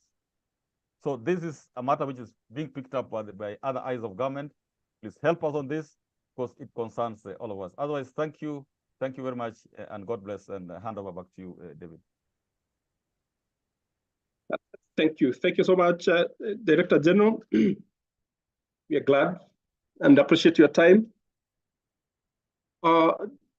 Distinguished participants, ladies and gentlemen, if we don't have any other issues, I think we will be bringing this program to an end. Yes, I can see the concern. Yes, we're going to share the material. The training material will be shared.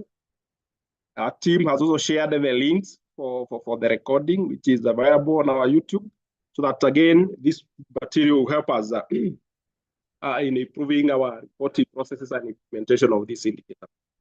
It is our purpose and intention that we are able to do it with ease, harmoniously, increasing efficiency and accuracy. And we really are dependent on how you're going to assist us in that. I think then in that, on behalf of the STI Mainstream Committee from Nacosti, we really want to thank you so much for your time. This is a clear demonstration again for your dedication, for us to be together in this. And indeed, it is important that we are in this together. I think also want to appreciate your time, because again, you've been with us this morning in the timing of the year, for you to spare your time to participate in this. You've made it a success, as usual. We are very grateful. The time of the year was very tricky, but you are here to participate in this training, so that we are all together. So I will take this opportunity again also to wish you all, as you break it for the Christmas break, a very Merry Christmas. Wish you a very prosperous and successful next year, New Year 2024. That may we continue in this spirit to make it better for us, for our children, and for our country. Thank you so much, each and every one of you. I want to ask you to say that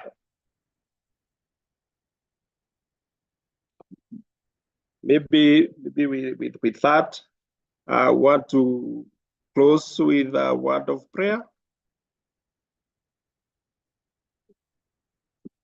Can close for us with the Thanksgiving prayer as we come to that end. Okay, thank you very much. Let's believe and pray. Our dear Heavenly Father, we once again are grateful this afternoon for having been with us since morning. We even thank you, Lord, for having given the participants, oh God, even the peaceful time and even humble time to join. Even the facilitators, Lord, we thank you for the good presentations that they have given. And we have, oh God, that understanding that the activities that will follow thereafter will be of interest to national development. We give glory unto thee, even as we get into the festive seasons. We ask that you be with each and every one of us. In Jesus' name, we do pray, trusting and believing. Thank you.